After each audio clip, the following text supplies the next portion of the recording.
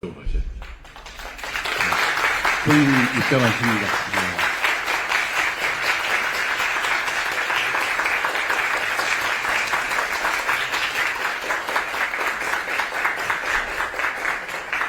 우선 어르신들 좀 좌정을 하신 다음에 시작하도록 하겠습니다. 수강생이 우리 청년 리더십학교 수강생 아니신 분들은 뒤쪽 좌석으로 앉으시고요. 6번째 자리까지는 우리 수강생들 자리입니다. 청년들 자리시니까 선배님들 총리님 넘어지시러 오셨지만 그래도 뒤편에 계셔 주시고 강의 끝나고 난 다음에 조언을 하시면 좋겠습니다. 우리 5.18 총회장님 앞으로 좀 모시고요. 백악선 박사님, 학술원장님, 총리 좌정 옆으로 하시고, 우리 또 이차복 위원장님 옆으로 가시고요.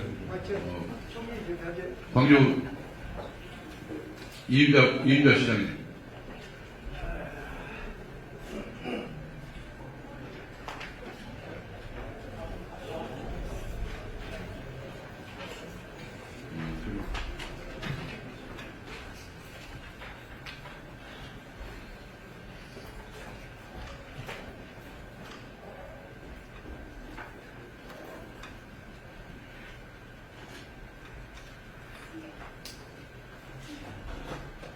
저는 김대중 정치학교 제1기 청년 리더십학교 제2강을 시작하도록 하겠습니다.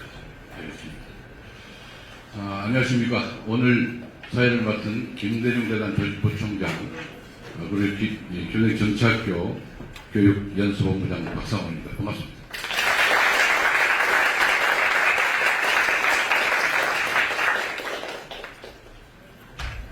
김대중 정치학교 청년 리더십학교 제1기 수강생 여러분들 요청으로 참 귀한 분을 강사로 모시게 되었습니다.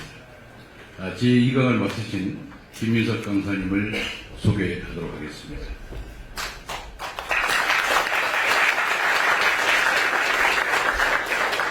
김민석 강사님께서는 서울대학교 총학생회 회장, 그리고 전국 학생총연합 의장님, 그리고 하버드대학교 케네디 정치행정대학원 공공정치학 석사이시고 미국 러트거스 뉴저지주 주립대학교 뉴요크 캠퍼스 로스쿨 법학 박사십니다. 그리고 미국 뉴저지주 변호사 자격을 취득하고 하셨습니다.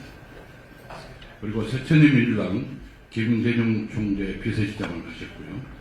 더불어민주당 정책위 의장, 더불어민주당 수석 최고위원, 우리 21대 대통령 선거 더불어민주당 이재명 대통령 후보 진짜 대한민국 선거대책위원회 상임 공동선거대책위원장직을 역임하셨습니다. 그리고 제22대 국회의원이시며 더불어민주당 사선 국회의원이십니다. 그리고 현재 대한민국 40대 국무총리십니다. 수강생 여러분들 힘찬 박수로 김윤석 강사님을 강가로 모셨습니다. 박수를 하면서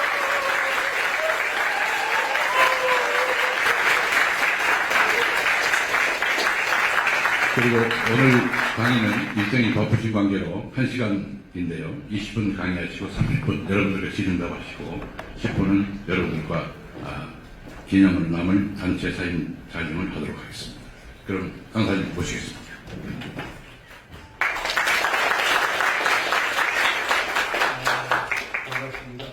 잘 들리시나요? 들리시나요? 처음에 20분 정도 하고 30분 이렇게 질의응답을 하자고 하셨는데 하다 보면 좀 길어질 수도 있을 것 같아요. 원래는 2시간 정도 시간을 하셔서 조금 여유 있게 말씀을 나누자 이렇게 하셨는데 제가 너무 지루하지 않을까 싶어서 좀 짧게 하자 이렇게 했는데 또 막상 준비를 하면서 이렇게 생각을 해보니까 오늘 이 자리가 굉장히 중요한 자리고 또 귀한 분들 앞에서 이야기를 하는 것이고 또 때도 매우 중요한 때인지라 이런저런 제가 생각하는 말씀을 조금 폭 넓게 드려도 괜찮겠다는 생각이 들어서 시간이 조금 생각했던 것보다는 좀 더 갈 수도 있겠다는 생각이 들었습니다. 우선 청년 정치인 여러분들 앞에서 이렇게 오늘 김대중 정치에 대해서 말씀드릴 시간을 갖게 돼서 무한한 영광입니다. 청년 정치인들이 모여서 공부하는 자리에 가보면은 청년 정치인들이 모이는 자리인데 실제로는 장년이나 노년 정치인들이 반이랑 차지하는 경우가 많은데 오늘은 보니까 우리 김대중 정치학교에서 정말 이렇게 뵙기에도 에너지가 넘쳐 보이는 그런 청년 정치인들이 자리를 꽉 채우신 것 같아서 한편 굉장히 반갑고 또 뿌듯하고 기대가 되고 그렇습니다. 오늘 저는 오늘의 한편으로는 오늘의 김대중 정치로 제목을 볼 수도 있고 또 한편으로는 김대중 정치와 이재명 정치라고 또 부제를 붙일 수도 있는 그러한 제목으로 생각을 좀 해봤습니다. 저는 대략 오늘 한 5가지 정도의 주제를 말씀드리려고 합니다. 정치는 무엇인가? 결론부터 말씀드리면 첫째, 정치는 리더십입니다. 둘째로 정치는 학습입니다. 셋째로 정치는 노선입니다. 넷째로 정치는 덧셈입니다. 다섯째로 정치는 역사이고 시대정신이다. 저는 이 5가지를 갖고 여러분께 말씀을 드려보려고 합니다. 첫 번째로 정치는 리더십이다 라는 것에 관한 말씀입니다. 저는 종종 이렇게 말씀을 드립니다. 저는 김대중의 제자입니다. 실제로 저는 그렇게 생각합니다.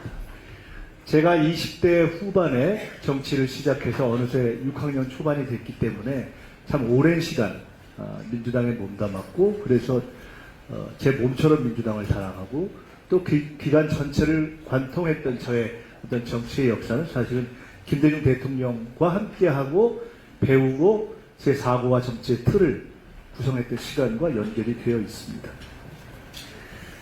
근데 돌이켜보면 제가 사실 처음부터 김대중 대통령님을 좋아했던 건 아니었습니다. 제가 학생운동을 하다가 3년 동안 감옥에 갇혔었는데 그 감옥에 갇힌 계기는 80년대 이후에 최초로 광주 민주화 운동을 그 진상을 규명하고 책임자를 처벌하라는 요구를 한 것이 1985년 제가 서울대학생회장 겸 전국학생연합 의장이었던 때입니다. 근데 서울 미 문화원 사건이라는 것을 통해서 그걸 세계에 알리려고 했고 그것 때문에 구속돼서 3년을 감옥에 있었습니다. 85년에 들어가서 88년 2월 27일 노태우 전 대통령이 당선돼서 나왔는데 달리 말씀드리면 그 기간에는 87년 6월 항쟁이 있었고 그 87년 6월 항쟁이라는 역사적 대항쟁의 결과로 만들어진 87년 대선에서 우리는 모든 국민과 모든 민주 세력이 당연히 민주진영의 승리가 올 것이다 라고 생각했던 대선을 DJYS, YSTJ, 김대중, 김영삼이라는 두 민주진영의 지도자가 단일화하지 못하고 뛰면서 패배했습니다.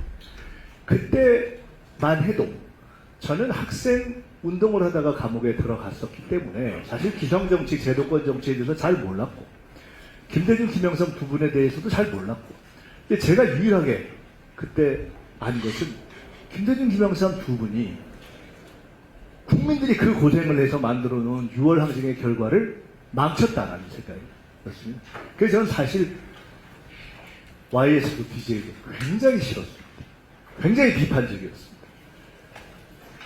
그 두 분이 후보 단일화를 못한 것 때문에 우리가 민주 승리의 기회를 놓쳤다라는 것 때문에 저는 상당 기간 비판적이었습니다.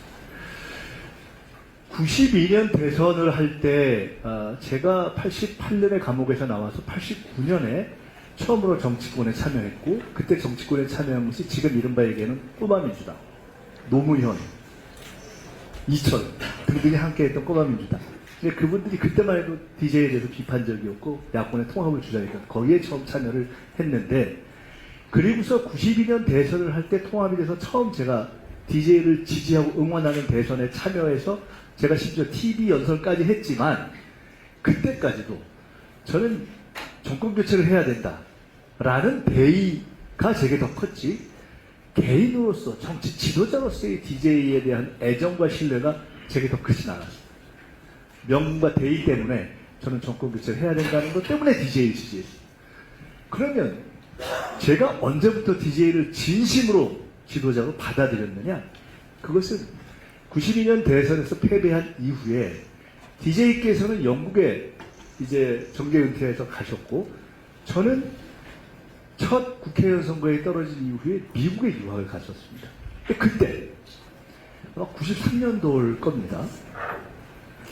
그때 DJ는 대선에 패배해서 영국에 가시고 저는 미국에서 공부를 할 때 북핵 위기라는 게 있었습니다. 북한 핵 위기. 그리고 그때 미국에서 북핵을 개발한다고 얘기가 나올 때 북한을 폭격하느냐 아니냐 하는 와이스 대통령 때. 근데 그때 영국에 계시던 DJ가 최초로 일괄 타격, 패키지 딜이라는 것을 제기하면서 카터 대통령의 당북을 제안하고 그런 방식으로 한반도의 북핵 위기를 풀어야 한다고 제안하셨습니다. 결과는 완벽한 해결로 가지 않았지만 그 제안이 일정하게 반영되는 식으로 갔습니다. 근데 그때 제가 그것을 보면서 느끼고 결심한 것이 있습니다. 뭐냐? 저는 이렇게 생각했습니다. 첫째, 정치는 기본적으로 국가와 민족과 국민의 문제를 해결하는 것이다. 따라서 정치의 가장 기본적인 임무는 대안을 제시하는 것이다. 근데 그때 북핵 위기가 정말 무시무시한 한반도의 위기였는데 우리가 실제로 나중에 보면 전쟁이 있을 뻔했던 일촉즉발의 위기였는데 대한민국의 현재 정치인들 가운데 당시 현재와 퇴역한 정치인들 전 현직 정치인들 가운데 유일하게 DJ만 대안을 제시했습니다. 그때 저는 생각했습니다. 그 대안이 맞을 수도 있고 틀릴 수도 있다. 그 대안이 먹힐 수도 있고 아닐 수도 있다. 그러나 유일하게 패키지들 일괄 타결에 대안을 제시하고 카터 방북까지 제시했던 DJ를 보면서 저는 그때 결심했습니다. 나는 그때는 DJ가 정계를 은퇴해서 다시 대선 나온다는 얘기가 없었을 때입니다. 나는 DJ가 앞으로 정계를 복귀하거나 하는 것 어떤 경우건 DJ를 나의 리더로 받아들인다. 그리고 앞으로 혹시 대선에 나와서 대선에 당선되거나 아니면 나는 끝까지 DJ를 밀겠다. 그것이 저의 결심이고 그 이후에 저는 제 스스로 감히 말씀드린 건데 아마 그때 이후로 지금까지 거의 30여 년 한 번도 DJ 노선을 벗어난 적이 없다고 생각합니다. 그것이 제가 DJ를 리더로 인정한 시간이었습니다. 그 뒤에 여러 가지 일들이 있었습니다. 가령 그때 정계를 은퇴했던 DJ가 정계에 복귀했던 시기가 있습니다. 지금은 DJ가 정계에 복귀해서 첫 정권 교체를 이룬 것이 너무나 당연하지만 그때는 어마어마하게 많은 사람들이 이걸 비판했습니다. 심지어 당시 민주세력과 야권에 속해 있던 사람들도 DJ가 정계 복귀에 말을 어겼기 때문에 거짓말을 했기 때문에 약속을 번복했기 때문에 DJ는 안 된다고 비판하거나 DJ는 100% 답에 나오고 떨어질 것이라고 얘기하거나 심지어 대선 직전까지도 DJ는 안 될 것이라고 얘기하는 사람들이 많았습니다.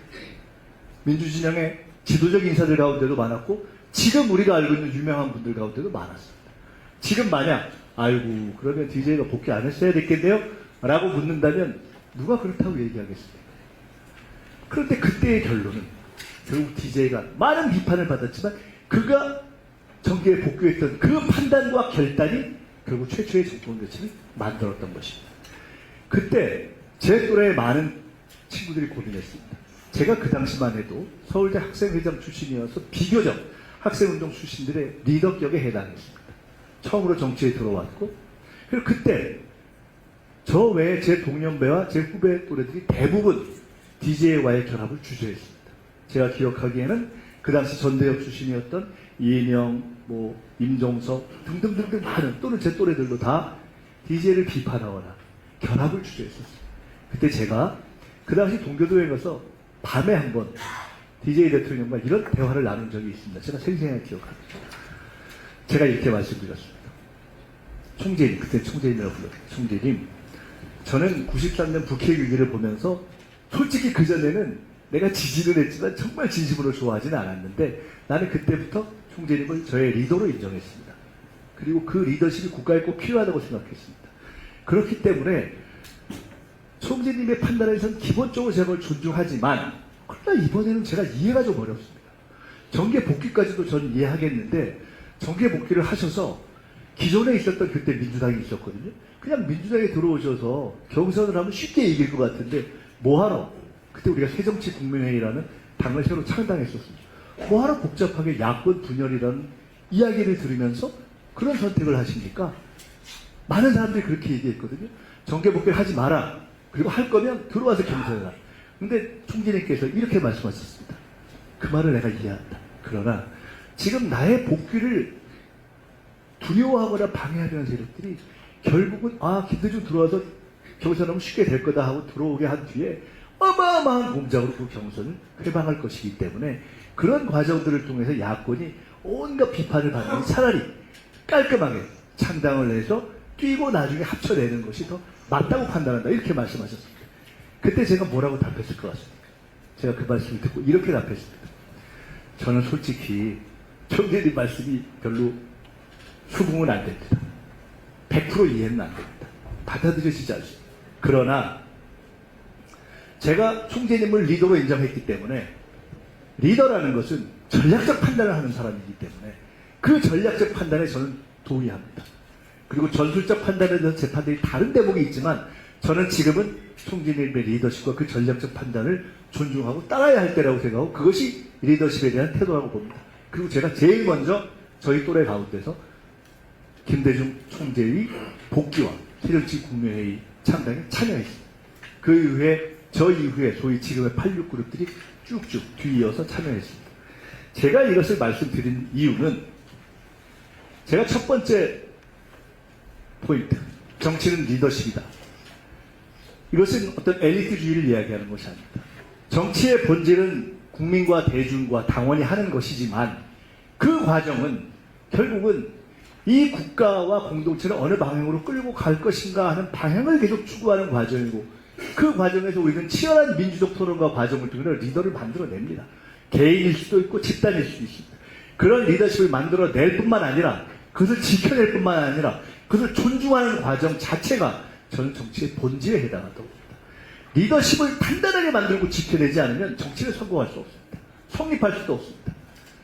지금 어찌 보면 우리 이재명 국민주권정부가 정부 수립 이후에 최초의 어려움의 시기에 들어갔습니다.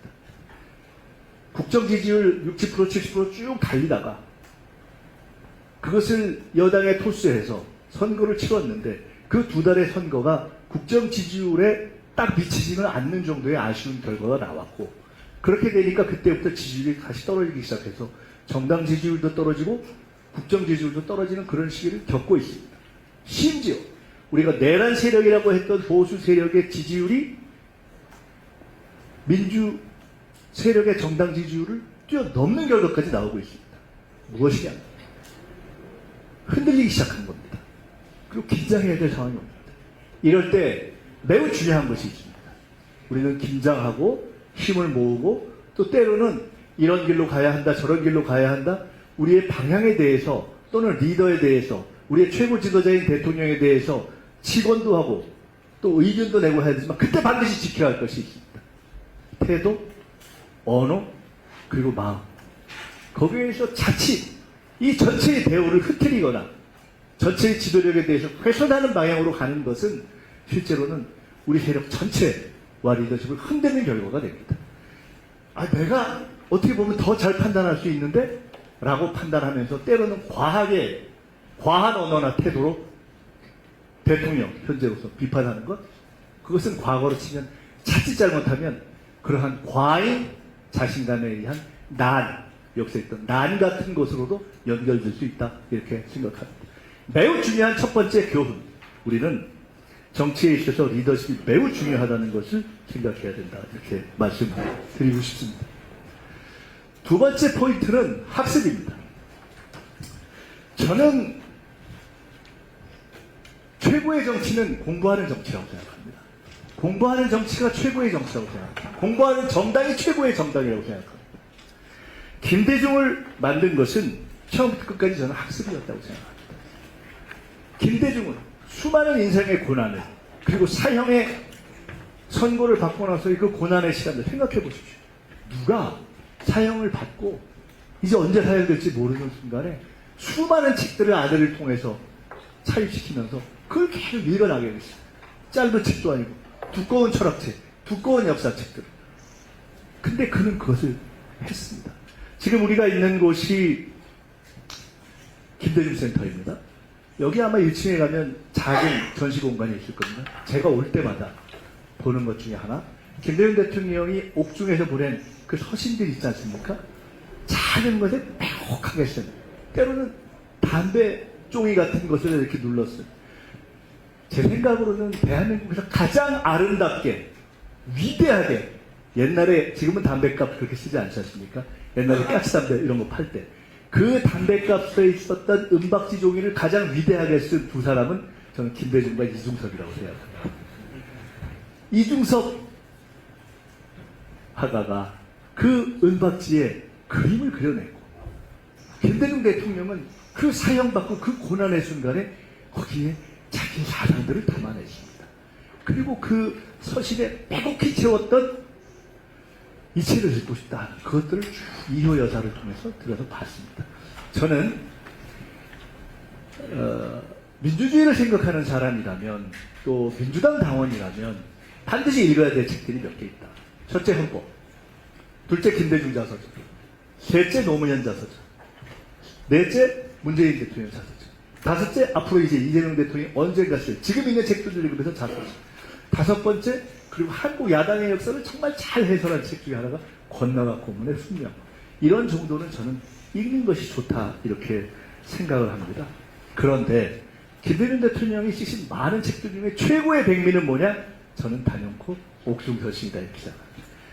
한 정치인이 가장 어려웠던 고난의 시기, 가장 절절한 자기의 모든 것이 담겨있는 그의 철학과 사성과 감성을 담아낸 글들을 읽어내는 것이 저는 여러분의 청년 정치의 감수성을 높이는데 대단히 큰 힘이 될 것이다, 이렇게 봅니다. 정치인의 학습이라는 건 무엇이냐? 그냥 책 읽고 공부하는 게 아닙니다. 김대중, 노무현, 문재인, 이재명, 우리의 지도자들은 많은 독서를 했지만 그저 책을 읽은 것이 아닙니다. 시대를 읽었습니다. 여러분, 아주 재미난 얘기를 제가 해봐 드릴게요. 노무현 대통령이 인터넷 정치의 시대가 도래됐을 때 인터넷 이런 거에서 공부를 많이 하시고 다양한 발명을 하고 이런 거 잘 아시잖아요. 근데 사람들이 잘 모르는 일이 하나 있습니다. 우리가 전당대회 하면 지금은 훨씬 다양한 첨단 기법들이 동원되지만 전당대회 하면 기본이 문 앞에 서가지고 막 피켓하는 거 있잖아요. 우리나라에서 전당대회 할 때 그걸 제일 먼저 도입한 사람이 누군지 아세요? DJ입니다. DJ가 제가 어제 책을 읽어보니까 미국 가서 미국 전당대회 하는 거 보니까 이 사람들이 막 이름 써서 이거 하는 거 보니까 야, 이거 신기하다 해가지고 그걸 쓰셨다는 거예요. 그때만 해도 지방에서 온 대의원들이 처음 들어오는데 막 그 DJ 운동을 이거 하고 있어요. 야, 이거 뭐냐. 끊임없이 새로운 것들을 도입하려는 그런 학습을 하신 거죠. 저는 개인적으로 약 18년간 야인으로 보냈던 시간을 포함해서 비교적 30대에 굉장히 많이 올라가고, 아까 있었지만 제가 김대중 대통령 시절에 대통령과 총재를 겸하실 때 현직 대통령의 총재 비서실장을 했었습니다. 30대 초반이었어요. 그래서 그 당시 청와대 안에 제가 방도 있었습니다. 근데 그때는 제가 그게 그렇게 센 건지 몰랐어요. 제가 시키는 일만 열심히 했거든요. 그런데 그 이후에 정말 이렇게 하늘을 날다가 땅에 떨어진 것처럼 바닥에 깔리고 아예 지하로 내려갔던 그런 18년 이상의 세월을 보냈는데, 돌이켜보면 저 같은 사람이 다시 정치에 돌아온 것도 기적이고 국무총리까지 된 것은 기기적인데, 그 시간을 버텨준 힘이 무엇일까? 제가 생각하면 저도 나름대로 학습의 힘이었다고 생각합니다. 제가 정치를 다시 할지 안 할지는 모르겠지만 우리나라가 어떤 방향으로 될 것인가에 대해서는 생각하세요. 그리고 계속 그걸 공부하고 싶다라는 그러한 욕구가 저를 지탱했던 것 같습니다.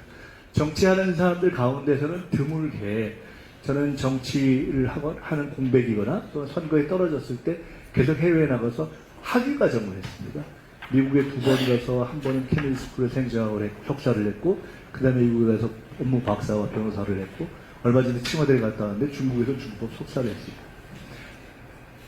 꼭 그렇게 하지 않는 것이 잘못됐다는 것은 아니지만, 통상은 정치적 공백의 시기에 해외를 나가든가 아니면 국내에 있어도 그런 방식으로는 잘 안 보내는데, 저는 기왕이면 같은 시기에 그래도 조금 더 공부를 하는 것이 좋지 않겠는가 싶어서 그렇게 쭉 시간을 보냈던 것이 저로서는 참 감사하게 오늘 저를 버티게 한 시간이 아닌가 생각합니다. 근데 여기서 드리고 싶은 말씀이 하나 있습니다. 제가 여기 공부하는 정치, 학습하는 당원 주권이라는 말씀을 썼습니다. 저는 지금은 집단지성의 시대, 그리고 당원 주권의 시대라고 생각합니다. 제가 이재명 대통령님 보고 한번 이런 얘기를 나눠본 적이 있는데요. 이재명 대통령께서 몇 년 전에, 여러분 아바타라는 영화 기억나세요? 아바타가 2탄까지 나왔나요? 3탄까지 나왔나요? 3탄. 근데 1탄이 있었어요. 거기에 보면 생명의 나무가 있잖아요. 근데 이재명 대통령님께서 아마 성남시장 시절인가요? 그 당시 우리의 집단지성이라는 화두가 처음 나올 때인데, 집단지성을 가장 잘 표현하는 것이 아바타에 나온 그 생명의 나무다라고 비유하신 적이 있어요. 근데 저는 그게 너무 끝내주는 비유더라고요. 각각 하나하나가 생명체처럼 움직이는데, 그것이 모여있는 전체의 나무도 생명체 같이 움직이는 거예요. 그래서 저는 그 얘기를 들으면서, 야, 이 양반이 진짜 걸출하게. 그래서 저는 지금 정치인 이재명을 만든 가장 큰 힘은 누구보다도 이렇게 지금까지도, 지금 대통령이 되신 지금까지도 악덕상사가 돼가지고, 우리를 좀 피곤하게 하지만, 내각에 있는 총리를 포함한 장관 누구보다도 더 열심히 온라인의 여론을 다 보시고, 필요하면 답장도 해주시고, 이렇게 집단 지성과 국민의 여론에 끊임없이 화답해온 그 축적의 시간을 다른 어떤 정치인도 못 이겼기 때문에 지금 대통령 이재명이 있다고 저는 생각하거든요. 그런데 그러니까 누구보다도 먼저 이런 집단 지성의 변화의 과정을 그냥 몸으로 배운 거죠. 저만 해도 훨씬 게을러서 그렇게 잘 못하거든요. 그런데 그때 그것을 표현하신 것을 보고, 아, 저분이 진짜 몸으로 그걸 느끼고 있구나라는 생각을 했는데, 언젠가 2, 3년 전인가 둘이서 뭔 얘기를 하다가 대통령님하고, 아, 대통령, 저는 말이죠, 그 집단지성에 대해서 그 비유했던 그때 그 생명의 나무 비유 진짜 최고로 끝내줍니다, 이렇게 말씀을 드렸더니 대통령이 그걸 잊어버리신 거예요. 내가 그랬습니다. 그러더니 어떻게 그걸 기억하냐고 저보고. 그래서 내가, 그걸 비유하신 대통령도 훌륭하지만 그걸 괜찮다고 본 저도 조금은 괜찮지 않습니까? 이게 둘이 공감을 했던 적이 있어요. 근데 그 뒤에는 다시 어디 가서 설명을 하실 때 그 아바타 생명의 나무를 집단지성의 사례로 말씀을 하시더라고요. 자, 그러한 집단지성의 시대가 온 겁니다. 지금 우리가 국민주권정부라고 하고 국민주권시대라고 하는 것이 바로 그러한 것입니다. 빛의 혁명도 그러한 국민주권이 만들어낸 것입니다. 깨어있는 시민들의 조직된 힘이 바로 그런 집단지성입니다. 그리고 그것이 정당에서 만들어진 것이 당원주권입니다. 당원주권 시대라는 말을 아마 제일 처음에 만들어내고 사용한 사람이 저는 제가 아닐까 싶습니다. 왜 그러냐면 우리가 언젠가요? 우리가 그러니까 이재명 대통령께서 대표로 당선된 전당대회 후에 처음에 제가 원내대표로 나갈까 하다가 그걸 적으면서, 박찬대 원내대표 나가는 걸 적으면서 대통령님하고 한번 그때 당대표 시절에 말씀을 나눌 때가 있었는데, 앞으로 뭘 하고 싶냐고 저는 당원 주권 시대가 이제 오고 있는 것 같아서 그거를 한번 연구를 하고 그거를 심화시키는 일을 하고 싶다고 말씀을 드렸던 적이 있어요. 공교롭게도 그 이후에 기억하시겠지만 국회의장 선출 파동이라는 게 있었습니다. 당원 중에 상당수가 추미애 지금 이제 경기도지사 당선자를 뽑으려고 했고 지지율이 높았는데 결과는 달리 나와서 당원들 내에 이게 맞냐?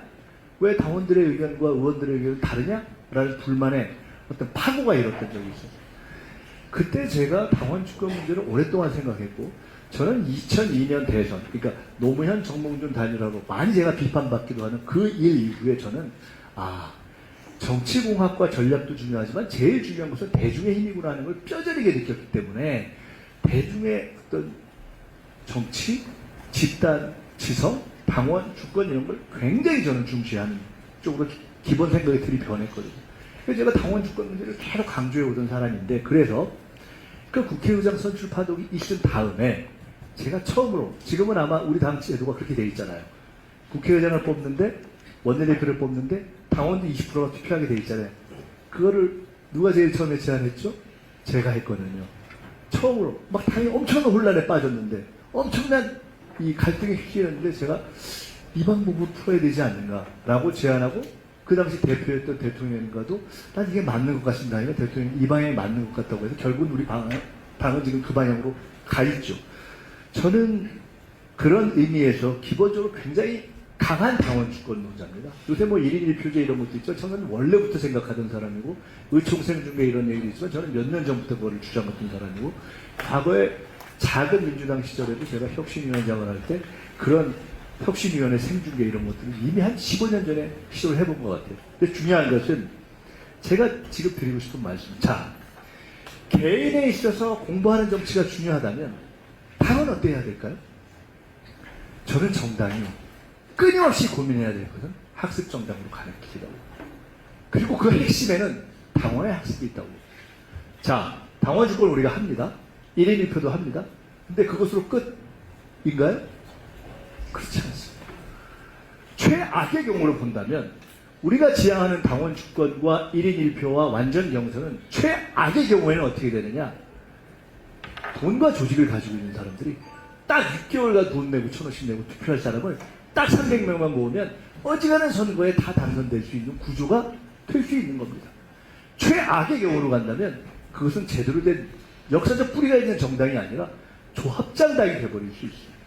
현실 아닙니까? 실제로 이번 선거가 끝난 이후에 제가 많이 들었습니다. 어떤 지역에서는 지난 비체혁명 과정에서 단 한 번도 광화문에서 못 본 분이 당원들을 갑자기 많이 모아서 경선을 통과하거나 이런 경우가 있다는 거예요. 이것이 꼭 맞는 것입니까? 저는 그렇다고 생각하지 않습니다. 100년 정당을 지향하고 있는 역사와 뿌리가 있는 민주당이라면 그냥 당원 주권과 1인 1표를 주장하는 것을 넘어서 그것이 어떻게 진정한 것이 되어야 하는 것을 설계하고 만들어내는 것이 전 진정한 당이라고 생각합니다. 제가 생각하는 당원 주권은 다음과 같은 것입니다. 저는 이것을 몇 년 전부터 주장해 왔는데, 첫째, 진정한 당원 주권이 이루어지려면 더 많은 정보, 더 많은 토론, 더 많은 권한, 더 많은 의무, 네 가지를 지속적으로 보장할 수 있도록 당이 그것을 제도 개혁을 해가야 합니다. 더 많은 정보? 솔직히 잘 모르는 경우가 많잖아요. 당에 대한 정보, 정책에 대한 정보, 후보에 대한 정보. 전국의 모든 지역에서 이루어지는 경선 후보에 대해서 너무 갖고 있는 정보가 취약하잖아요. 훨씬 많이 줘야 되는 거 아니에요? 토론을 볼 수 있게 해야 되는 것이 아니에요? 더 많은 정보, 더 많은 토론, 수기가 이루어져야 되죠. 흔히 우리가 직접민주주의와 간접민주주의라고 할 때 직접민주주의는 직접 다 모여서 하는 겁니다. 간접민주주의는 지금같이 어떤 의회제도 이런 거죠. 근데 우리는 지금 무엇을 원합니까? 가급적 직접민주주의 가기를 원하지 않습니까? 근데 숫자가 많지 않습니까? 그래서 수기민주주의 또는 공론화를 한다고 하는 것을 보통 정치학계에서는 원전 문제든 무슨 문제든 이때 수기민주주의를 하는데 그 숫자가 기껏해야 100명, 200명 이런 정도죠. 지금 민주당에 필요한 것은 무엇인가? 세계에서 가장 민주적인 역량을 가진 당원들을 가지고 있는 100만이 넘는 무려 200만, 300만을 가진 정당이 거의 직접 민주주의에 가까운 정당으로 가야 되는데 이런 대규모 수기민주주의는 아무 데도 해본 적이 없거든요. 그걸 만들어내는 것. 그래서 그걸 K민주주의의 모델로 만들어내는 것. 세계에 있는 모든 정당들 중에 AI도 활용하고 토론도 활용하고 수기도 활용하면서 가장 민주적이고 선도적이고 혁신적이고 그런 수기민주주의, 즉 세계 어느 정당도 해본 적이 없는 대규모 수기민주주의를 만들어내는 것. 저는 이것이 민주당에 가야 할 길이라고 확신합니다. 그렇게 되려면 우리는 더 많은 정보, 더 많은 토론, 수기를 제도화해야 합니다.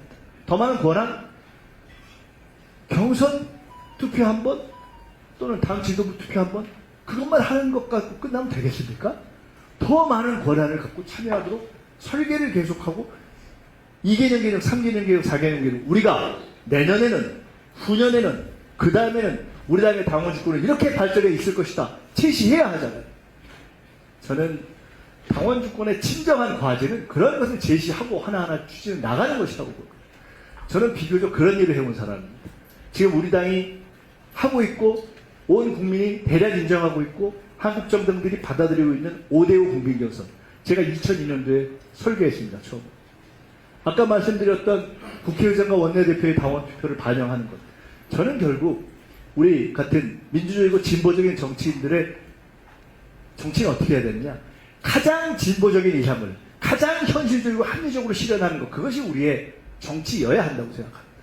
진보적인 이상만 얘기하는 것, 그건 누구나 할 수 있어요. 문제는 그 진보적인 이상을 합리적으로 실현하는 것. 그것이 우리의 숙제 아니겠습니까? 누가 그런 것을 국정에 실현하고 있느냐? 바로 이재명 대통령이죠.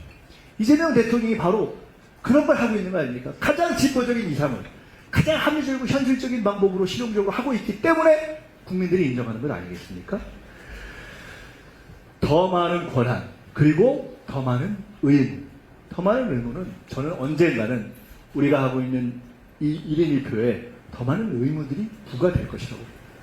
적어도 1년에 한 번 정도는 적어도 당의 역사나 강령이나 이런 정도는 공부를 해야 되는 거 아닌가. 1년에 한두 번 정도는 당에서 꼭 필요한, 아무리 온라인 시대라고 하지만 꼭 필요한 집회나 정말 중요한 민주적인 행사가 있으면 참여해줘야 되는 것이 아니에요. 더 많은 정보, 더 많은 권한, 더 많은 토론, 더 많은 의무, 이런 방식으로 가는 것이 저는 당의 방향이고, 바로 그런 것이 그냥 당원 주권을 넘어서 학습하는 당원 주권의 시대로 가는 것이 우리 당이 저는 수비 민주주의 정당으로 가는 것이다, 이렇게 생각합니다. 제가 세 번째 드리고 싶은 말씀은 노선이었습니다. 김대중은 그냥 백년 서생처럼 공부했던 분이 아닙니다. 끊임없이 처음 정치를 시작할 때부터 끝날까지 올바른 노선을 고민했던 분입니다. 정책과 노선을 고민했던 분입니다. 그의 노선을 한마디로 이야기하자면 대략 이러한 것이겠죠. 민생 개혁 실용 노선이라고 볼 수도 있고, 우리가 다 알고 있는 그의 언어를 빈다면 서생의 문제의식과 상인의 현실 감각을 결합한 것일 수도 있고, 또 이론적으로 얘기한다면 합리적 개혁주의 또는 중도 개혁주의라고 표현할 수도 있습니다. 제가 한번 예를 들어보겠습니다. 김대중은 통상적인 야당 정치인들과 좀 달랐습니다. 우리가 일본과의 과거사 문제가 있는 나라 아닙니까? 근데 한일 국제정상화 문제가 있었습니다. 당연히 학생들과 시민이 반대했습니다. 반대는 타당했죠. 그리고 그것에 대한 굴욕적 협상을 했던 정부에 대해서 비판하는 건 너무 당연한 것이었어요. 그런데 김대중의 방법은 좀 달랐어요. 원칙적으로 오케이. 그러나 방법은 달라야 한다. 굴욕적인 방법이어서 저는 안 된다. 상당수의 대부분의 야당 정치인들이 무조건 안 된다고 할 때 DJ는 한일국교정상화에 대해서 그런 정교한 접근법을 취했어요. 베트남 전쟁 문제에 대해서는 마찬가지였어요. 상당수가 무조건 반대를 얘기할 때 김대중은 전체 국익을 생각하면 원칙적으로는 오케이. 그러나 방법은 달라야 한다. 파병하는 사람들을 이래 해야 한다고 이야기하거나 조건이 이러이러해야 한다고 이야기하거나 하는 방식을 취했습니다. 일본 문화 개방도 마찬가지 아닙니까? 이것은 집권 전의 사례고, 야당. 이건 집권 후의 사례. 얼마나 많은 비판이 있었습니까? 그러나 그가 뭐라고 얘기했습니까? 결국은 지금 당장은 손해보는 것 같지만 우리가 사실 국가 간의 교류의 문제는 우열의 문제는 아니지만 굳이 이야기한다면 우리가 더 이득을 보게 될 것이다. 라고 하면서 그런 결과를 만들어내지 않았습니까? 그러면 우리는 생각해 보게 됩니다. 아, 이런 방식을 제대로 적용하지 못했던 케이스들은 뭐가 있지? 생각해 볼 때는 있죠. 우리가 참여정부 때, 노무현 대통령 때 사실은 탄핵 이후에 압도적인 의석을 점했었는데 그 국정동력이 흔들었던 어떤 때가 있습니다. 언제부터였는가? 국가보안법 폐지를 포함한 소위 3대 개혁, 4대 개혁을 했을 때 매우 중요한 것이죠.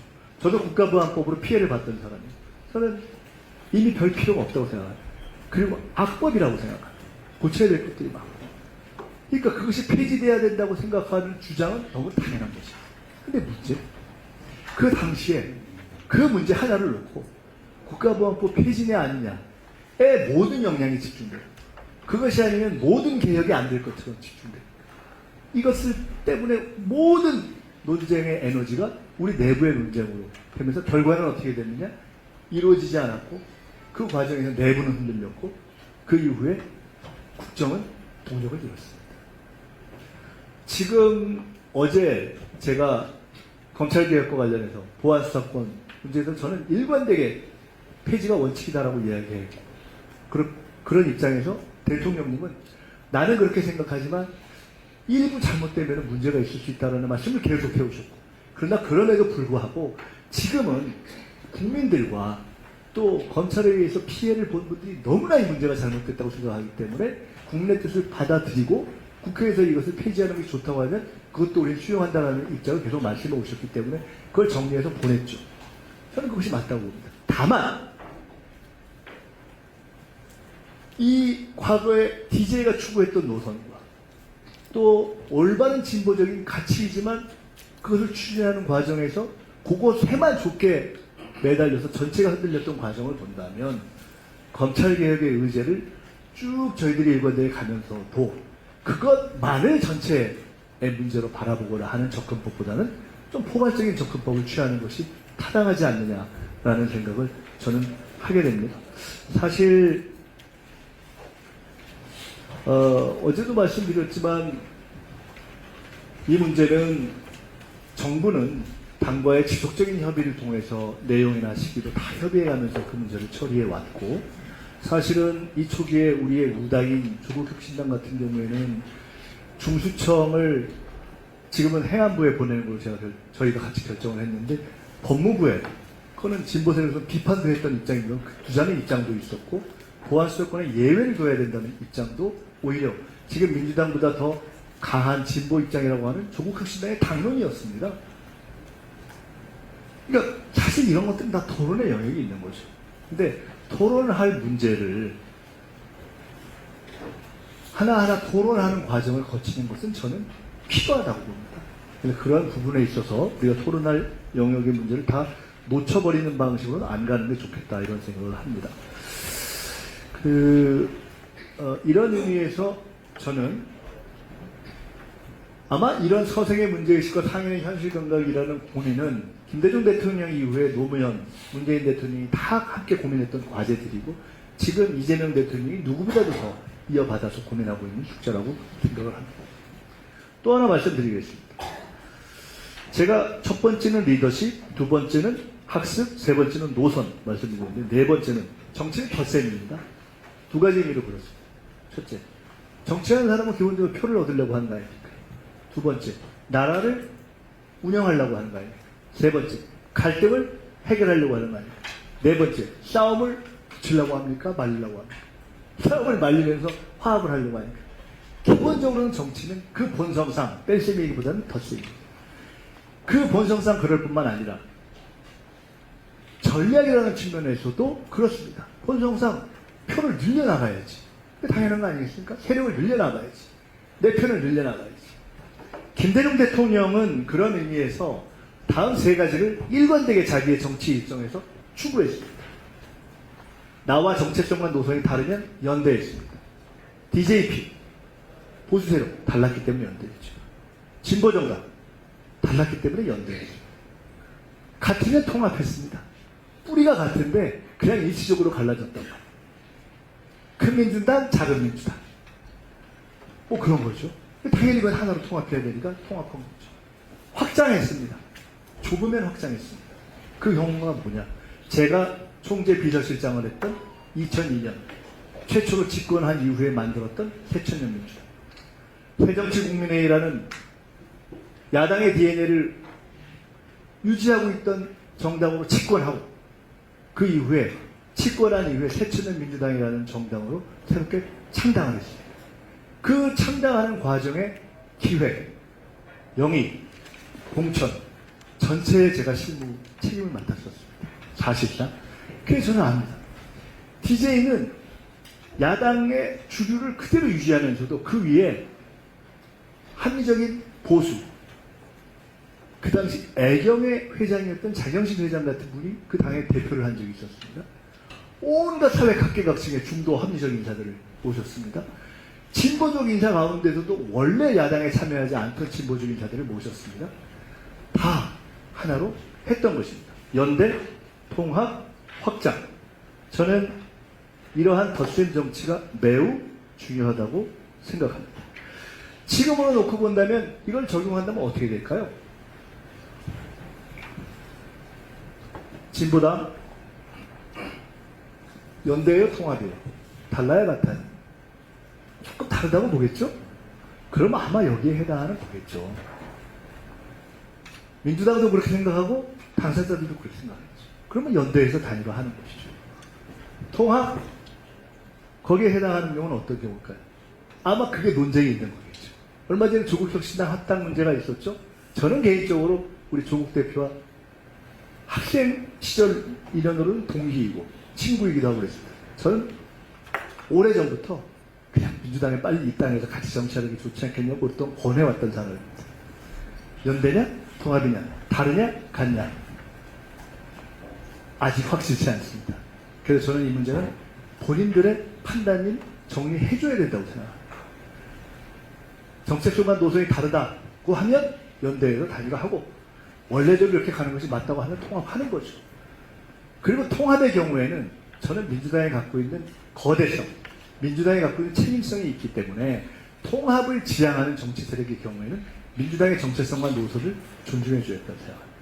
민주당은 원래 가지고 있는 전 사회를 끌고 갈 수 있는 그러한 합리적인 개혁 노선, 포괄적 노선을 흔들 정도로 여유가 있지 않습니다. 민주당의 당명도 지켜야 하고 민주당이 개혁, 보수, 중도를 다 끌어야 안아야 하는 그런 책임성도 버릴 수가 없습니다. 그러니까 민주당은 그것이 국정을 책임져야 할 진보의 대표 세력으로 쓸 책임입니다. 이것을 짬뽕시킬 수는 없어요. 그걸 인정해줘야 해요. 인정해주면 그걸 인정하고 통합. 안 되면 연대. 세 번째가 무엇이냐? 확장입니다. 지난 대선 때 대통령께서 중도 보수로의 확장을 이야기하면서 많은 분들이 참여했죠. 여러분, 이재명 정부의 내각이 어떻게 구성되어 있느냐라고 질문하면 제가 이렇게 대답합니다. 첫째, 저처럼 우리 당 오래 했던 의원 출신들, 저, 정성호, 정동영, 윤호중, 김성환 등등 있죠. 두 번째, 관료 출신들, 조현, 등등등 있죠. 정은경 등등 있죠. 셋째, 기업 출신들, 이번에 총리로 이제 임명되신 한성수. 네 번째, 윤석열 정부 때 장관했던 분들. 딱 심플합니다. 이렇게 네 개의 구성이 되어 있는 것입니다. 바로 그러한 중도 보수로의 확장 해야 됩니까? 말아야 됩니까? 이번 지방선거 재보궐선거의 결과가 나왔습니다.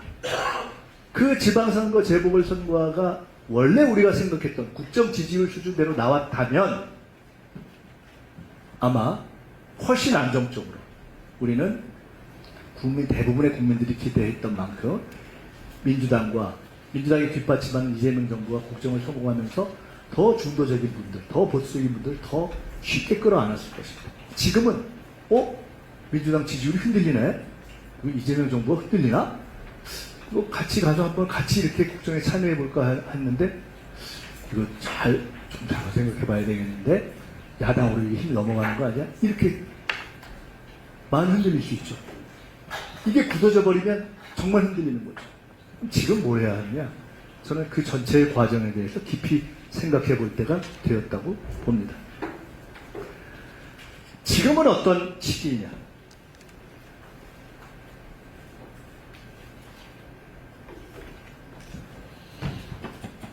삼박자 대통합을 해야 될 때라고 생각합니다.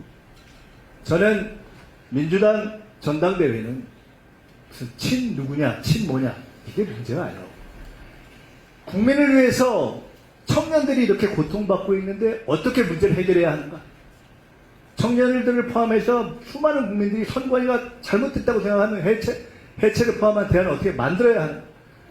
그리고 국정을 이끌어갈 정당은 어떤 기본 틀로 구성이 돼야 하는가?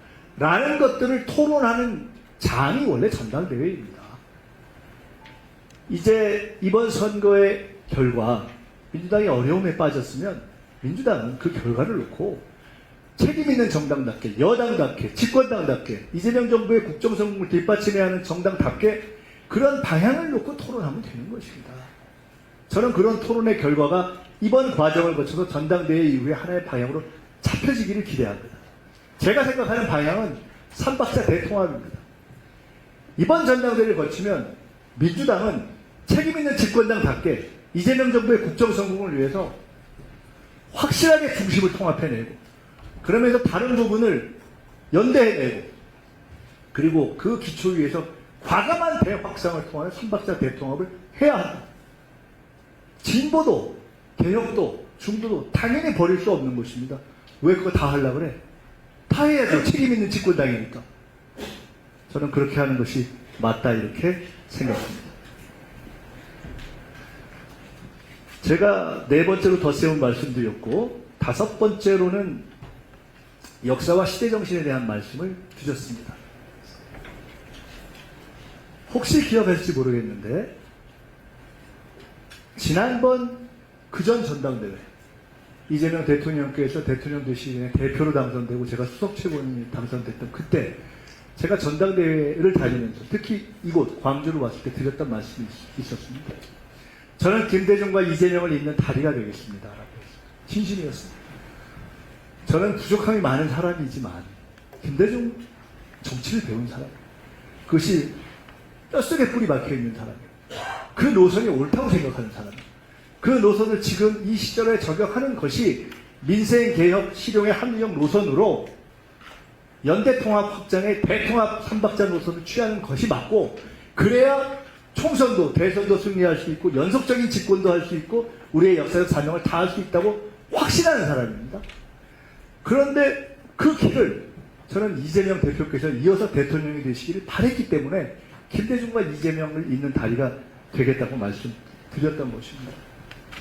근데 저는 지금 김대중 대통령이 놓은 그 역사적 초석 위에서 그 역사적 초석과 뿌리를 김대중, 노무현, 문재인을 거쳐서 이재명 대통령까지 이어졌는데, 감히 말씀드리건데 저는 지금 이재명 대통령이 가장 정확하게, 가장 치열하게 그 노선을 시연하고 계승해 가고 있다고 믿습니다.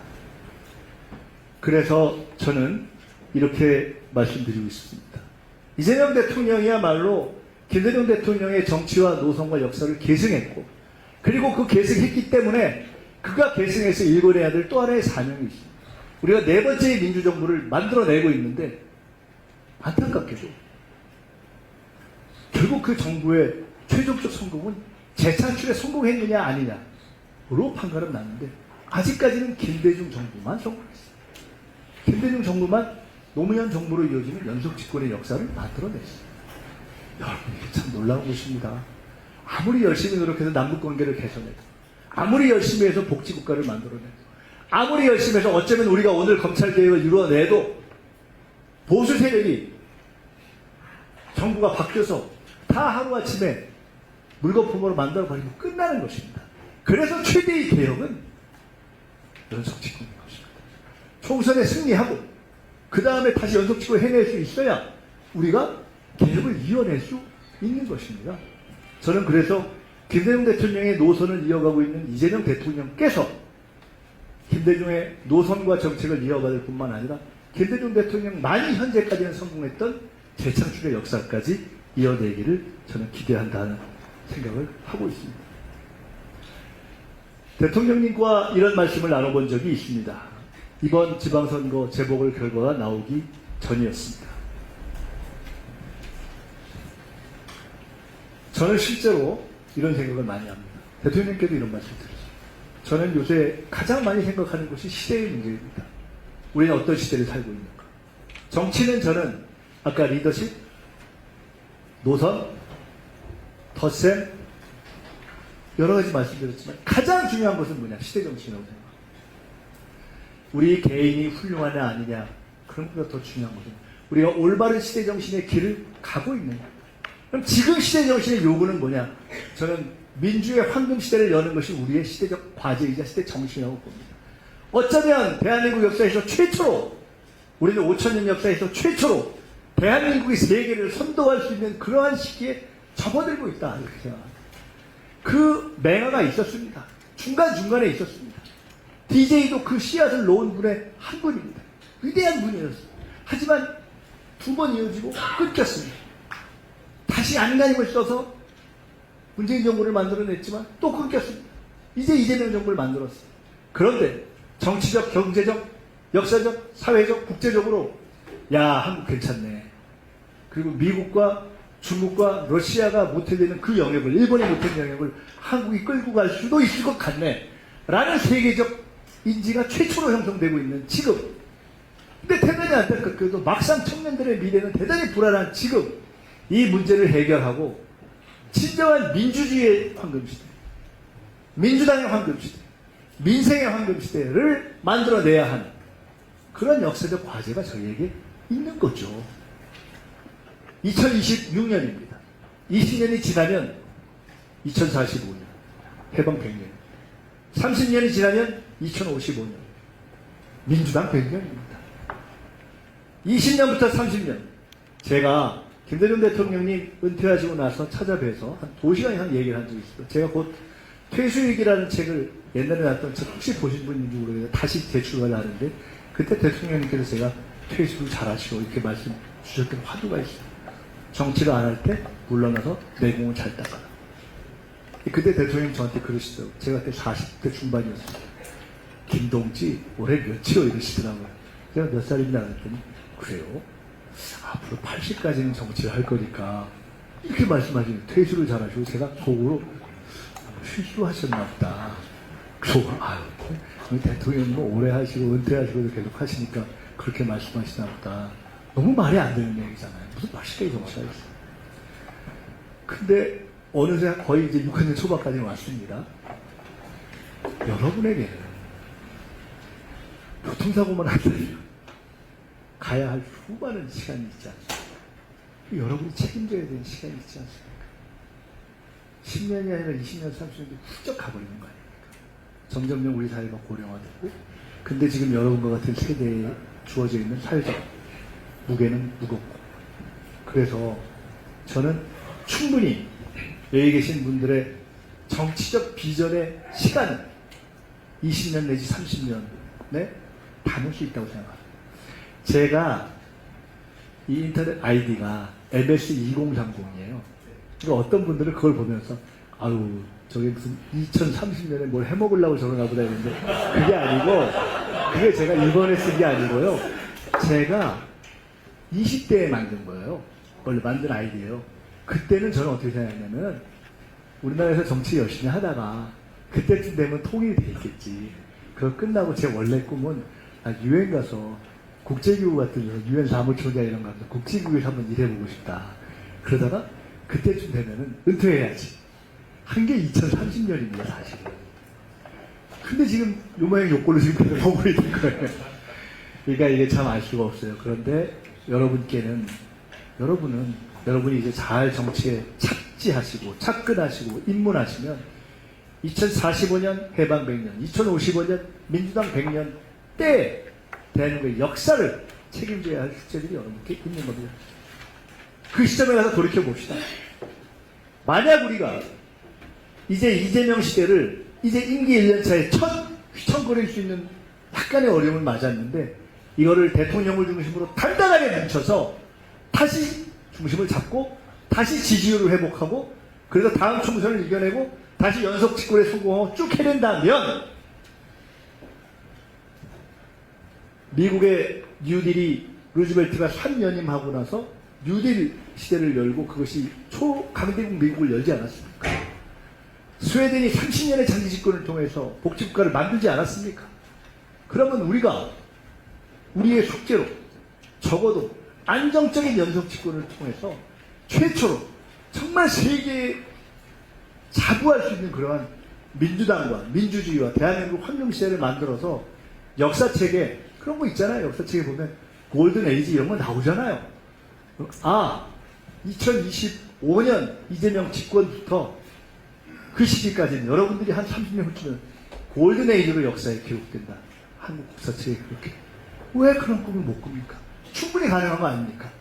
저는 그런 꿈을 우리 모두가 꾸었으면 좋겠고 그런 꿈을 꾸면서 사실은 이번 선거를 거쳐서 이제 지방정부까지 안정시키고 달려가야 되겠다고 생각하고 그런 기대를 대통령님도 저도 갖고 있었는데 사실 결과가 그렇게 좀 아쉽게 나온 거 아닙니까?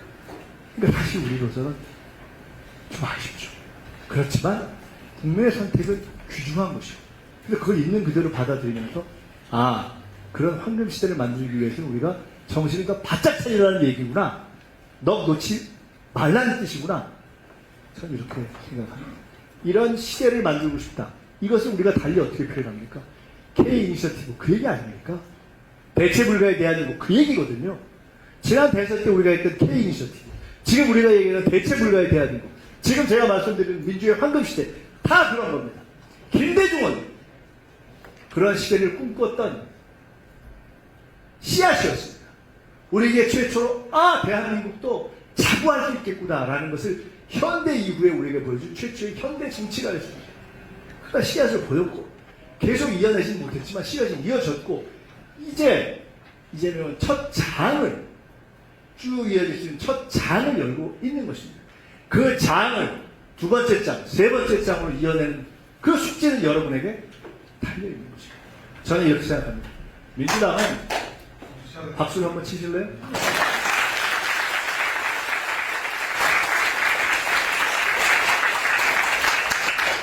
민주당은 정말 변해야 됩니다. 대대적인 변화가 필요합니다.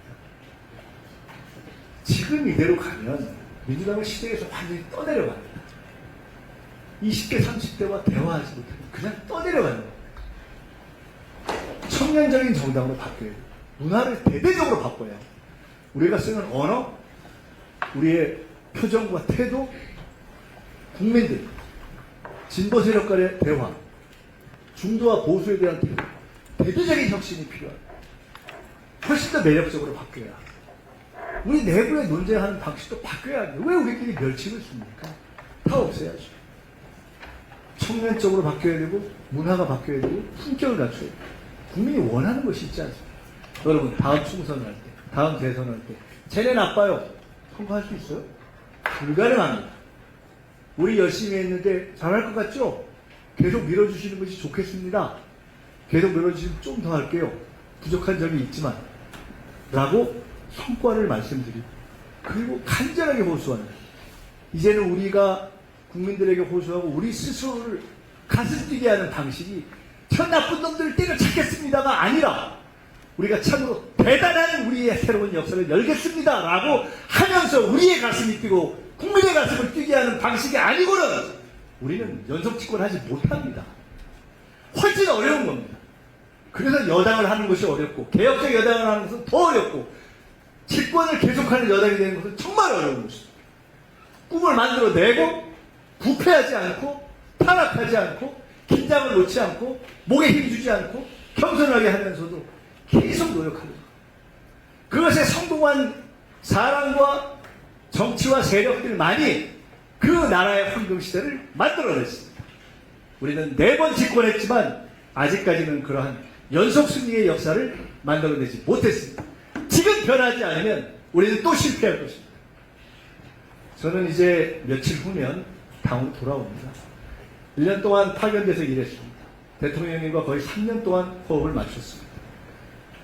당대표와 정책위의장, 총선 상황실장, 당대표와 수석최고위원, 후보와 집권플랜본부장, 후보와 선대위원장, 대통령과 총리. 너무 감사하고 과분한 시간이었습니다. 저는 굉장히 부족하지만 몇 가지 제가 요 대목은 잘할 수 있을 것 같다는 생각이 있습니다. 아마 이해찬 총리가 돌아가신 후에 우리 당에서 선거를, 큰 선거를, 총선, 지선, 대선을 다 직접 지휘해보고 승리해본 유일한 경험을 가지고 있는 사람일 겁니다. 비교적 제가 보수적으로 선거를 치고 신중하게 하고 큰 실수 안 하는 거 선거를 치고내요.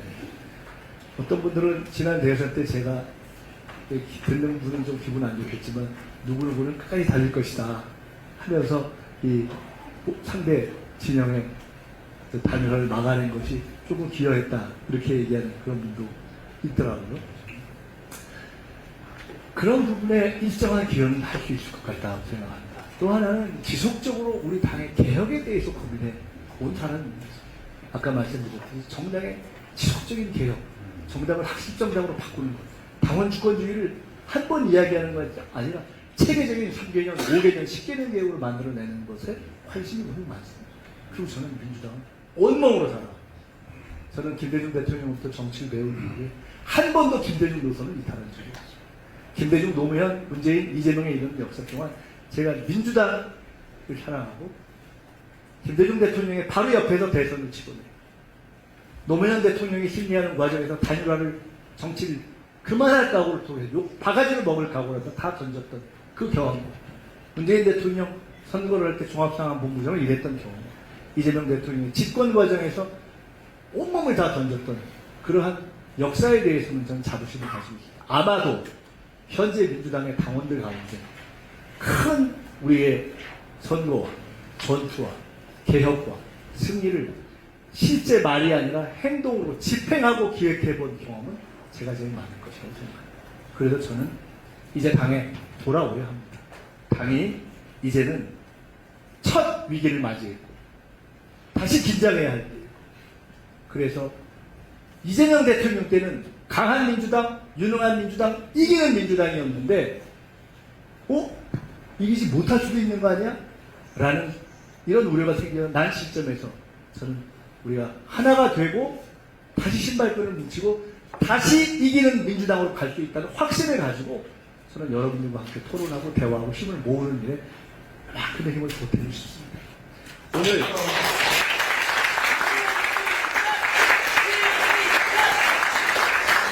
오늘 제가 드리고 싶은 말씀은 이제 대충 다 드린 것 같습니다.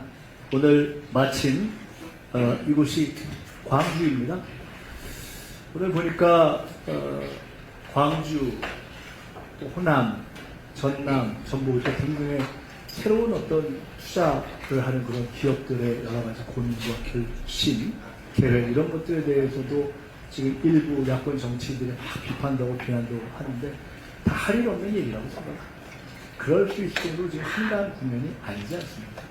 앞으로 우리가 미래를 읽어낼 수 있느냐 아니냐, 나라가 사느냐 죽느냐, 기존의 방식대로 안 돼.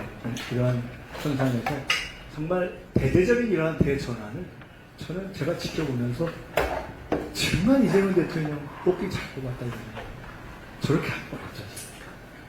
이제 저는 대통령님께서는 개인으로는 더 할래도 더 잘하기가 어려울 정도로 전력을 뛰고 있습니다. 그럼 누가 그걸 뒷받침해야 하냐?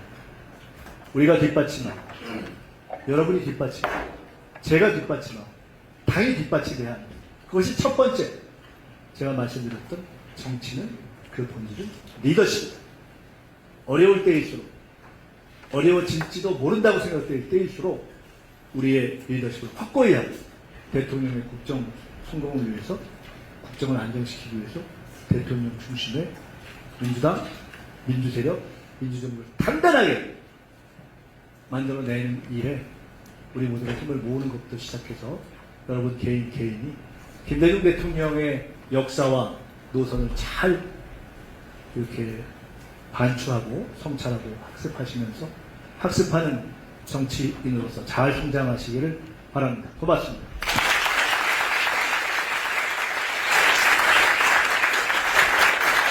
저는 수고하셨습니다. 감사합니다. 사실 여러분들 2시간은 배정되어 있는데 총리 말씀도 그렇습니다. 저는 고민을 많이 했는데 역시 시간을 많이 벌어주셔서 감사드립니다. 그럼 총리님과 우리 정년 수강생들 간에 질의응답 시간 갖겠습니다. 총리님께 질의하실 분 있으시면 그래 두 분, 세 분 그러면 이렇게 하죠. 제가 비교적 처음에 말씀드린 대로 이런 말씀 많이 드린 것 같아서 가급적 간단해서 쭉 말씀을 듣고 제가 모아서 답을 드리도록 하겠습니다. 네, 그렇죠. 그럼 우리 이재정 수강생님께 먼저.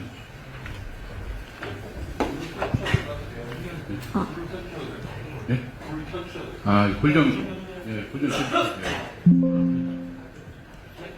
네, 안녕하세요. 저는 김대중 정치학교 참여하고 있는 이재정이라고 합니다.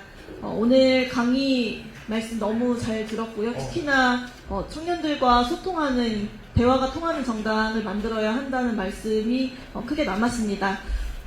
저는 총리님 자문기구인 사회대개혁위원회에 참여를 하고 있습니다.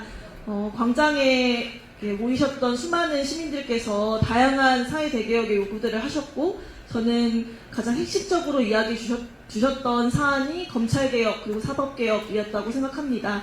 아까 강의에서도 검찰개혁과 관련한 말씀들을 주셔서 관련한 사안을 좀 질문 드리고 싶은데요. 어제도 보안수사권 폐지나 이런 것들 말씀 주셨지만 오늘은 또 토론의 중요성 같은 것들도 꼭 좀 짚어주셨던 것 같습니다. 그래서 그동안 정부에서 검찰개혁과 관련해서 어떤 것들을 좀 준비해 오셨고 앞으로 검찰개혁과 관련해서 어떤 비전을 가지고 계신지 말씀 여쭙고 싶습니다. 네, 감사합니다. 네. 이쪽 좀 이명록 천천히니까 이명록 소환이.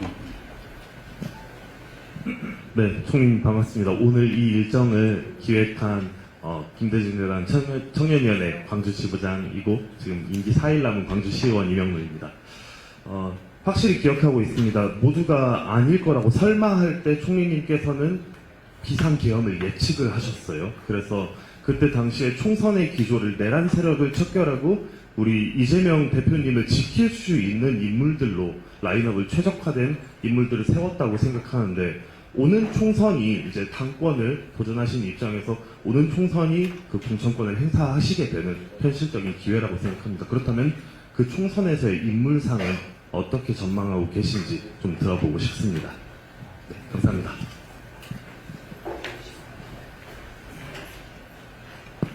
네, 안녕하세요. 저는 경기도에서 온 이자형이라고 합니다. 총리님께서 민주당이 집권 여당으로서 나아가야 할 방향성에 대해서 저는 잘 제시해 주셨고 많이 공감이 됐습니다. 그러면서 저도 당을 사랑하는 입장에서 제가 요즘 가지고 있는 고민은 뭐냐면 어느 생가부터 전당대회에서 내가 어떤 사람과 더 친한지 친분과시를 하는 경쟁 구도가 되었다고 생각을 합니다. 당원들에게 당의 미래라든지 비전과 가치를 보여주는 것이 점점 불명확해지고 있는데 이를 어떻게 극복할 수 있을지가 궁금하고 두 번째는 이제 김대중 정신을 지금 저희들이 배우고 있는데 지금 우리 민주당은 이제 이재명처럼 어떤 당의 가치보다도 사람이라든지 이익을 보고 이제 당에 가입하는 그런 사람들이 많아지고 있습니다. 이런 사람들에게는 어떻게 해서 당의 가치를 설득하고 융화할 수 있을지 가치보다는 이제 이익을 제공을 실질적으로 해야 된다고 생각을 하는데 그런 부분들은 민주당의 어떤 방향성 차원에서 어떻게 지금 접목을 할 수 있을지가 고민입니다. 감사합니다. 네.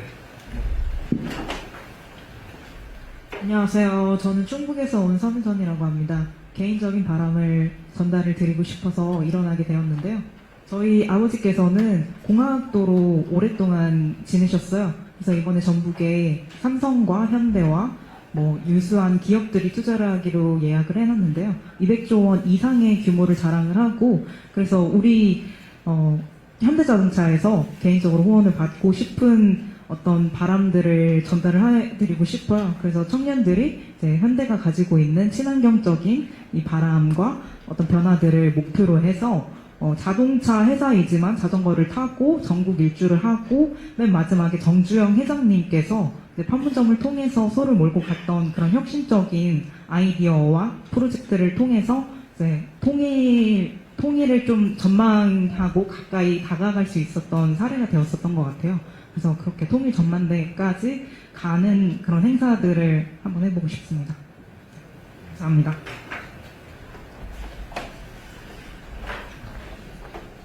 안녕하세요. 저는 구례에서 온 최도학이라고 합니다. 저는 총리님께서 전남 구례입니다.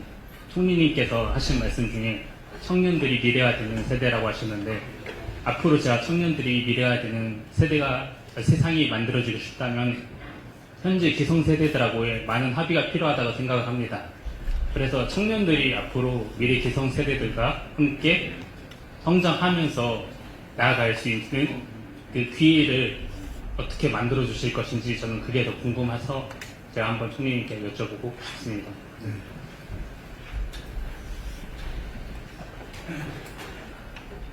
앞선 발표자와 비슷한 질문일 수도 있겠는데요.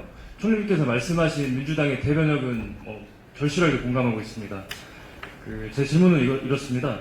청년 정치인이 자주 세대를 대표하는 대표성으로 호출이 되고 있지만 실제 정치 현장에서는 지역 기반이나 조직 경험 그리고 정책 역량을 함께 증명해야 된다고 보고 있습니다. DJ 정치론의 관점에서 청년 정치인이 단기적인 주목을 넘어서 오래가는 정치가로 성장하기 위해서는 가장 먼저 쌓아야 할 기반이 뭐라고 보시는지 한 말씀 부탁드리도록 하겠습니다.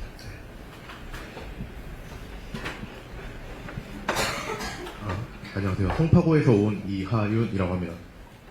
최근 비상계엄 사태와 선거 과정의 논란 속에서 청년들의 좀 정치적 관심이 매우 높아졌다고 생각합니다. 이런 관심이 단순한 분노나 일시적인 관심에 그치지 않고 민주주의를 지키고 회복하는 참여로 이어가기 위해 저희 청년 정치인들은 시민들에게 어떻게 다가가야 하는지 궁금합니다.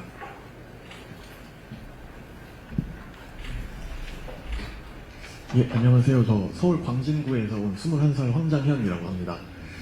저는 이제 총님께서 말씀하신 민주당이 청년에게 다가가기 위해서 혁신해야 하는 방향성과 그리고 중도와 그리고 보수로서의 합리적인 보수로서의 확장까지 공감하고 있는데요. 그러기 위해서 저희 민주당이 청년 정당이라는 총님께서 말씀하신 그 표어를 확실하게 전하기 위해서 청년 정치인들의 발굴과 아니면 제도적인 등용 과정이 저는 필요하다고 생각하고 있습니다. 혹시 이 방향에 대해서는 어떻게 생각하시는지 한번 여쭤보고 싶습니다. 네, 안녕하십니까. 저는 폴로스튜디오라는 AI 스타트업을 운영하고 있는 박성철이라고 합니다.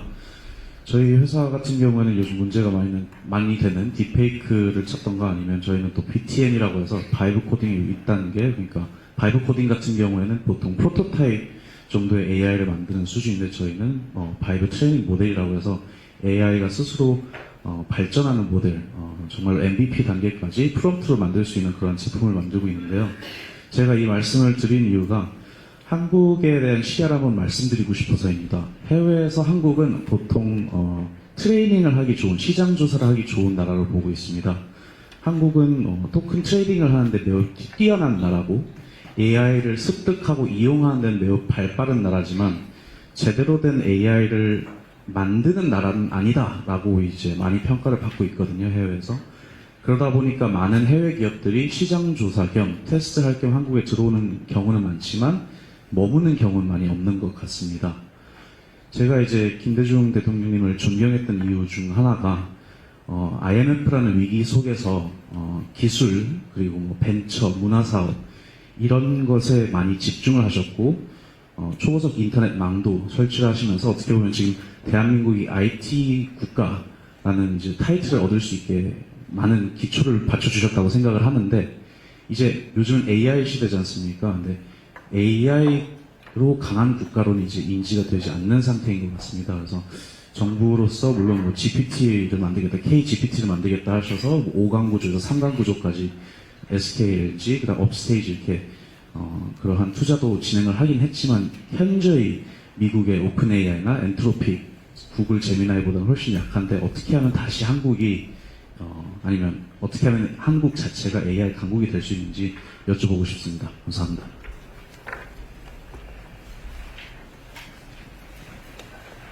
안녕하십니까. 저는 용인에서 온 정승윤이라고 합니다. 저는 우리 총리님께 지구당의 부활에 대한 생각을 좀 여쭤보고 싶습니다. 사실 이제 민주당, 국민의힘을 가리지 않고 유력 정치인 분들께서 지구당 부활에 대한 얘기를 지속적으로 해주고 계십니다. 지구당 같은 경우에는 원외 지역의 구심점이 될 수 있는 어떻게 보면은 세포 조직이 될 수 있는 조직인데 계속 좀 문제점이 많았었기 때문에 사실은 폐지가 되었었고 그런데 이제 그 상황이 정치적인 의식들이 좀 높아지면서 지구당의 폐해보다는 그 지구당이 없어서 생기는 문제점들이 더 많이 보이고 있는 상황입니다.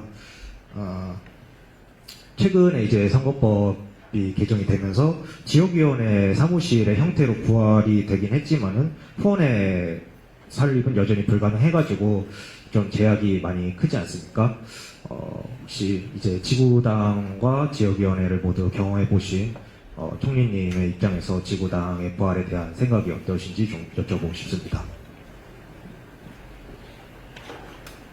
다 하신 거 이제 마지막인 것 같죠?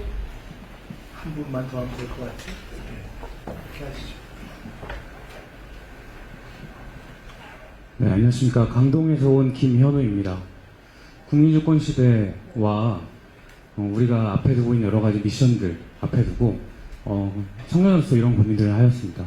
국민주권 시대와 소비자주권 시대를 같이 볼 수 있지 않을까. 무슨 얘기냐면요. 우리가 카페에만 가더라도 아메리카노 시키지 않고 이미 원두는 4가지에 5가지 바뀌고 있고요. 카페인, 디카페인 고르게 되어 있고요. 핫과 아이스 고르게 되어 있고요. 그리고 사이즈까지 고르는 시대가 왔습니다. 한 가지 주제라고 하더라도 메시지가 굉장히 다양해지고 있고 고도화되고 있는 시대입니다. 우리가 정책이라는 것이 갖고 있는 메시지가 하나로 통일되는 것도 정말 중요하겠지만 다양한 맥락을 가진 우리 국민분들에게 주어질 때 굉장히 세세하게 자세하게 세분화, 세그먼트 되지 않으면 소구하기 힘들다는 것입니다. 그래서 이 소비자 주권 시대와 국민 주권 시대를 함께 봐주시는 그런 폭넓은 안목을 가지신 그런 김민석 총리님 되주셨으면 좋겠습니다. 감사합니다.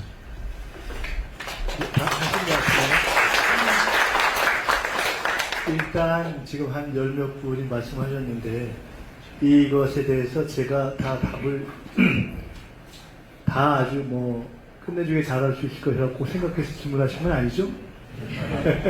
어떻게 지금 질문한 거에 대해서 제가 다 정말 다 이렇게 우리가 만족할 만한 정답을 드릴 수 있겠습니까? 우선 이제 그 질문을 말씀 듣고 마무리해야 되는 입장에서 먼저 좀 전제적으로 말씀드리고 싶은 것은 제가 어떻게 보면은 총리는 원래 이제 정책이 안 하잖아요. 이제 거의 끝날 때 됐고 또 오늘은 특강인데 마침 특강 주제가 김대중 대통령은 정치를 빼곤 말할 수 없기 때문에 그걸 빌어서 이러저런 말씀을 드렸고 또 상당히 그런 특강치고는 제가 좀 목소리도 높이고 그렇게 했잖아요. 다 이해해 주실 수 있죠, 그거는? 네. 저도 이렇게 여러분들과 함께 기도 나누고 또 여러분들께 서로 어떤 새로운 열정을 같이 좀 공유했으면 좋겠다 싶은 차원에서 그랬으니까 참고해 주시기 바라고요. 일단 주신 말씀들을 다 상세하게 말씀드리기 어렵고 가급적 간단하게 말씀드리겠습니다. 순서 없이. 다음 총선에서 당이 이제 어떠한 인재상들을 가져가야 되느냐. 그때그때 다르겠죠.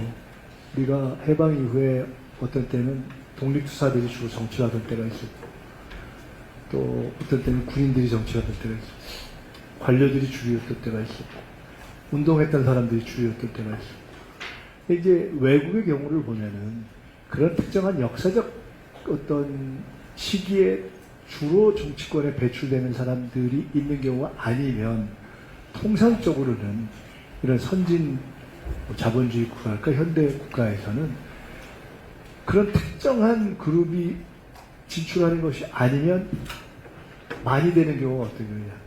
결국은 국회가 법을 다루는 곳이고 나름 개인적인 안정도 좀 돼야 하니까 소위 얘기하는 로여들, 변호사들이나 이런 직업군들이 되는 경우가 많은 것 같아요. 그리고 그렇지 않은 경우는 이제 지방자치 시대가 됐기 때문에 지방자치 출신들이 이렇게 성장하는 경우가 있고 거기에 좀 더하면 이제 국회나 이런 데도 훈련받은 정당이나 국회에서 훈련받은 분들 대략 여기 플러스 알파 전문 분들이 있는 거죠. 그래서 그러한 부분은 여전히 하나의 주된 통로로 될 것이라고 보는데 근데 그 중에도 어떤 사람이 될 거냐 하는 부분은 큰 틀에서는 저는 이렇게 생각합니다. 두 가지를 말씀드릴게요. 하나는 가급적 정당이 그런 방향으로 간다면 정당의 선택 기준도 그 개인들이 조금 더 합리적이고 실용적인 그런 어떤 이재명 정부나 우리 정당이 지향하는 방향의 가치나 어떤 스타일에 맞는 분들이 아무래도 좀 선호되지 않겠나 하는 생각 하나 더 있고 두 번째로 이 질문을 나는 어떻게 해야 되지? 라는 질문으로 바꿔본다면 제가 이렇게 답하겠습니다. 가끔 이런 질문을 하는 분들이 있어요. 정치하려면 뭘 해야 돼요? 뭘 공부를 해야 돼요? 뭔 전문성을 공부해야 돼요? 이렇게 얘기하는데 제가 그걸 영어로 표현한다면 흔히 우리가 제너럴리스트, 스페셜리스트 이런 거 얘기하잖아요.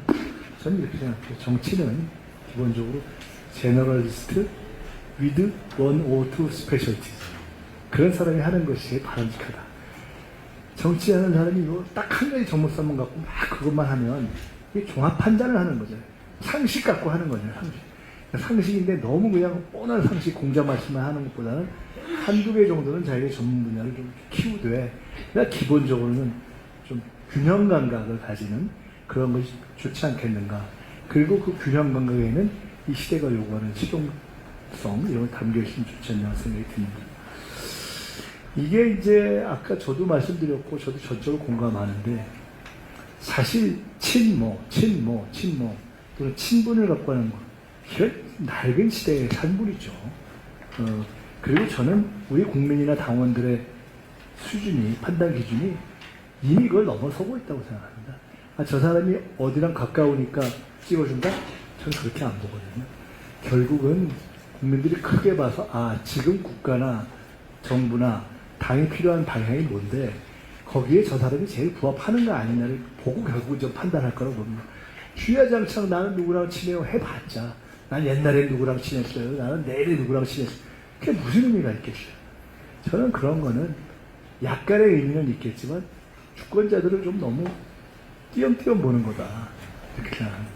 그래서 주권자들은 결국은 지금 우리가 요구하는 시대적 요구에 저 사람이 부합할 것인가를 놓고 판단할 것이라고 보기 때문에 그런 점에서 저는 개인적으로 이번 전당대회가 누가 나가느냐 아니냐를 떠나서 어떤 방식이 되었으면 좋겠냐면 정말 아주 대대적인 질문과 토론과 답변의 장이 됐으면 좋겠어요. 저는 그런 걸 굉장히 선호합니다. 제가 부족하면 답을 못하겠지만 시대적 과제는 뭐지? 그리고 저에 대해서 궁금함이 있거나 또는 의심이 가거나 하면 그거 다 답하고 부족하면 부족한 대로 얘기해요. 그런 기회를 대대적으로 열고 그런 걸 통해서 상호 검증하는 장이 됐으면 좋겠다는 생각을 가지고 있습니다. 이익과 가치의 문제를 말씀하셨는데 저는 사실은 개인도 그렇고 세력도 그렇고 누구는 가치파, 누구는 이익파 이렇게 나누는 것은 좀 환상이라고 생각합니다. 세상에 가치만 추구하는 사람이 어디 있고 이익만 추구하는 사람이 어디 있겠어요. 그건 환상이죠. 그리고 정당의 가치만 추구해서 오는 사람이 어디 있고 이익만 추구해서 오는 사람이 어디 있겠어요. 개인이라면 나는 민주주의에 대한 가치가 있고 정치적으로도 나의 이상을 실현하고 싶어. 있을 수 있잖아요. 공적인 책임감과 사적인 정치적인.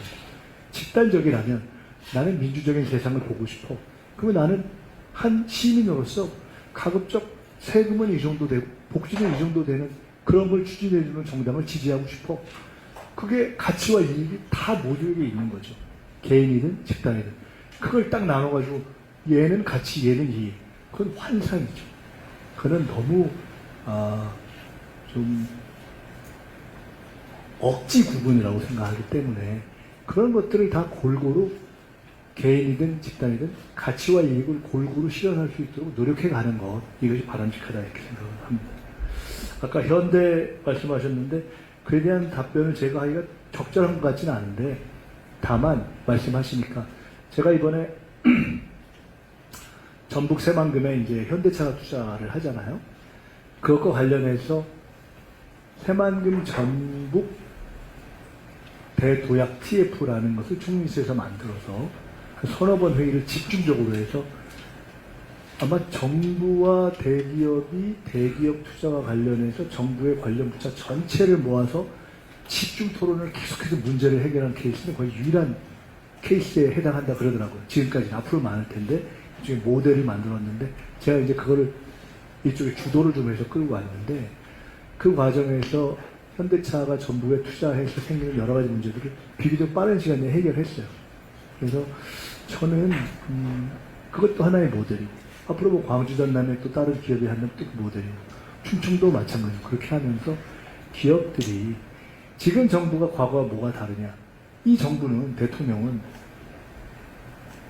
막말로 무슨 대선을 하거나 이런 거 할 때 무슨 대기업에서 뭐 돈 받고 이런 게 없잖아요. 무슨 뭐 뒤로 무슨 거래라고 이런 것도 없고 그러니까 당당하게 그냥 국가의 비전에 대해서 서로 의견을 얘기하고 토론하는 거예요. 그래서 그런 걸 통해서 아까 말씀하셨던 것처럼 우리 기업이 투자도 이렇게 하는 것이 더 좋을 것 같아. 기업이면 이런 사회적 기여를 하는 것이 더 좋을 것 같아. 라는 이야기를 아까 말씀 주신 것처럼 필요한 것이 있다면 적극적으로 더 할 수 있는 관계는 형성이 됐다. 저도 그런 차원에서 정치적 방향을 논의하겠다 이렇게 말씀을 드리고요. 정년 문제는 오늘 짧게 얘기하기는 어렵습니다. 제가 사실 총리가 돼서 가장 심혈을 기울여서 노력했던 분야 중에 하나가 청년 부분인데 사실 1년 내내 가장 많은 실험을 해봤는데 가장 잘 안 되더라고요. 그러니까 제가 맡았던 일 중에 예를 들어 자살 관련한 것이 있어요. 근데 사실 여러 정책에서 비교적 성과를 낸 것도 있고, 뭐 에이펙도 비교적 안정적으로 했고, 글로벌 AIR 허브도 성공시키고 여러 가지 있는데, 사실 자살 문제를 맡을 때 제일 부담스러웠어요. 저는 개인적으로 자살을 줄이는 거하고 출생률을 높이는 게 제일 어렵다고 생각하거든요. 돈을 들여도 안 되고 노력을 해도 잘 안 되는 거예요. 근데 이걸 딱 우리 보고 하라 그래서 속으로 엄청 부담이 됐는데, 다행히 이게 얼마 전부터 좀 줄기 시작했어요. 그래서 대통령님께서 칭찬도 해주시고. 그런데 그에 못지않게 훨씬 어려운 게 청년 부분이죠. 제가 이제 한 가지 의미 있게 생각하는 것 중에 하나는, 제가 그동안에 어떤 걸 하나 만든 게 청년 관계 장관회의라는 걸 만들어서 청년에 관련된 모든 부처를 다 모아서 주기적으로 회의를 해요. 그리고 거기에 그게 첫째고, 또 하나는 최초로 여야를 다 참여시켰어요. 여당과 야당의 청년위원장, 우리는 모경정 의원, 국민의힘은 우재준 의원을 참여시켰는데 3번인가 4번인가 했거든요. 고맙더라고요, 저는 참여해주는. 근데 저는 그런 접근이 필요하다고 봐요. 적어도 청년 문제는 협치를 하는 게 필요하다고 봅니다. 그래서 그런 방식을, 전 앞으로 당도 적어도 그런 영역은 그렇게 좀 해가는 것이 좋지 않는가, 좀 접근을 달리해서. 그래서 청년 문제야말로 여야 시민사회가 함께 장기적 안목에서 풀어가는, 그렇게 대화를 계속하면. 제가 이번에 선거의 문제도 그 전현직 대학생 회장들 모임하고 간담회를 해봤는데, 처음엔 저도 이게 대화가 될까 좀 쫄리더라고. 근데 막상 얘기를 해보니까 그분들도 굉장히 합리적이고, 그분들도 현재의 정치가 너무 대화 자체가 안 된다고 생각했는데 비교적 얘기가 됐고, 그래서 그분들한테 오히려 너무 고맙다고 부탁을 했어요. 우리 사회에서 학생들이나 청년들의 목소리가 조금 이제 이렇게 외딴 것처럼 되어버렸는데, 이걸 다시 연결합시다. 그래서 이번 선관위 문제가 잘 해결이 되면 오히려 여러 청년 정책의 문제를 우리가 여야를 다 묶을 테니까 그렇게 계속 토론을 좀 해갑시다. 그런 주도적 역할을 해주세요. 라고 부탁을 했거든요. 그러니까 일단 당장은 답이 없으면 답을 만들기 위한 대화를 진지하게 하는 게 답의 시작이겠죠? 그런 걸 해보려고 하고, 정부에서는 앞으로 계속 그것이 되도록, 제가 딴 건 몰라도 그 플랫폼은 계속 되도록 후임 총리한테도 요구하고 확인할 겁니다. 그리고 제가 당에 돌아가면 당에서 제가 어떤 입장에 있든지 간에 당이 또 그런 방식으로 가도록 노력을 하려고 합니다.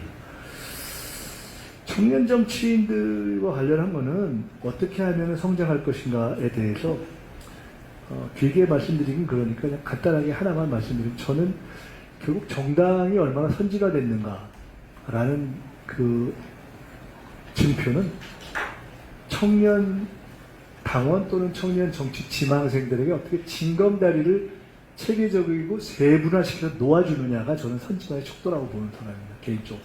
그래서 제가 전에부터 사실은 당에 무슨 혁신위원회가 있을 때마다 제가 제안했던 것들이 있어요. 그래서 당에 인턴 제도를 많이 만들었어요. 하려면 할 수 있거든요. 정당이 커져버렸기 때문에 정당 인턴, 국회 인턴, 지방정부 인턴, 그래도 우리가 점하고 있는 지방자치의회 전 인턴. 지금은 경험이 중요하잖아요. 취업도 경험이 없어서 안 되는 거 아니에요? 그런 것처럼 지금은 어떤 물질적인 보상뿐만 아니라 경험의 기회를 주는 게 매우 중요하다고 봐서, 제가 사실 좀 답답하더라고요. 제가 이걸 여러 번 제안했는데 그거를 이렇게 실용화시키지 못해서 제가 좀 안타까웠는데, 저는 제가 당에서 조금 더 당의 방향을 주도적으로 이렇게 설계할 수 있는 입장이 되면 저는 이 부분에 있어서 훨씬 획기적으로 이 제도를 개선할 생각을 가지고 있습니다. 청년들이 시민들에 대한 접근법을 어떻게 하는 게 좋으냐, 그건 뭐 여러분이 알아서 해야죠. 근데 일단 좋은 것은, 저는 세상에서 제일 중요하고 좋은 것은 겸손한 거라고 생각합니다. 이 공자께서 제일 많이 읽어서 끈이 떨어질 때까지 읽었다는 책이 주역 아니에요? 흔히 사람들이 그 주역책을 무슨 전책이냐 이렇게 보는데, 실은 그게 아니라 철학책이라는 거 아니에요? 그 주역의 인생에 대한 수많은 지혜가 담겨있는데 맨 마지막에 제일 중요한 괴가 겸괴라는 거 아닙니까?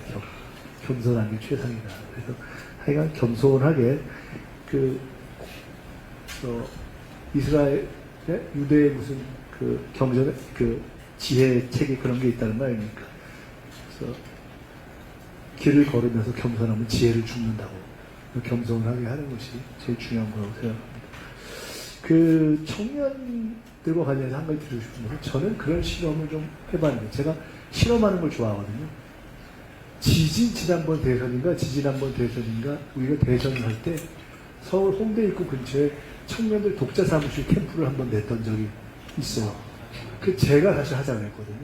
내가 처음 시작할 때 제가 전략본부장이었는데 대화를 해보니까 뭔가 독자적으로 하고 싶어 하더라고요. 그래서 그냥 복잡하게 하지 말고 이거는 사무실 내는 것부터 알아서 청년들이 다 하게 해주자고 해서 그쪽으로 했어요.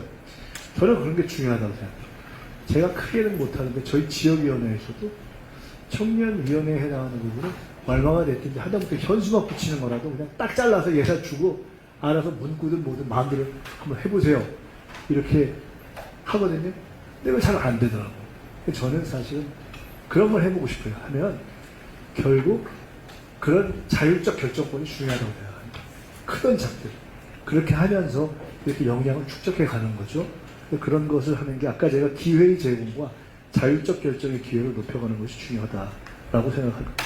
한 가지 더는 일종의 우회로인데 저는 지금 우리 정당이나 우리 사회 2035 또는 청년 세대와 대화하는 매우 중요한 방법 중에 하나는 문화를 바꾸는 거라고 생각해요. 왜냐하면 당장은 해법이 잘 안 나오거든요. 솔직히 얘기해서 정말 용 빼는 재주를 가진 제갈공명이 와도 지금 20대의 집 문제를 당장 해결하기가 어려워요. 20대의 미래에 대한 고민을 당장 해결하기가 어렵습니다. 그게 쉽게 나오면 했죠. 잘 안 돼. 그럼 어떻게 해야 되느냐?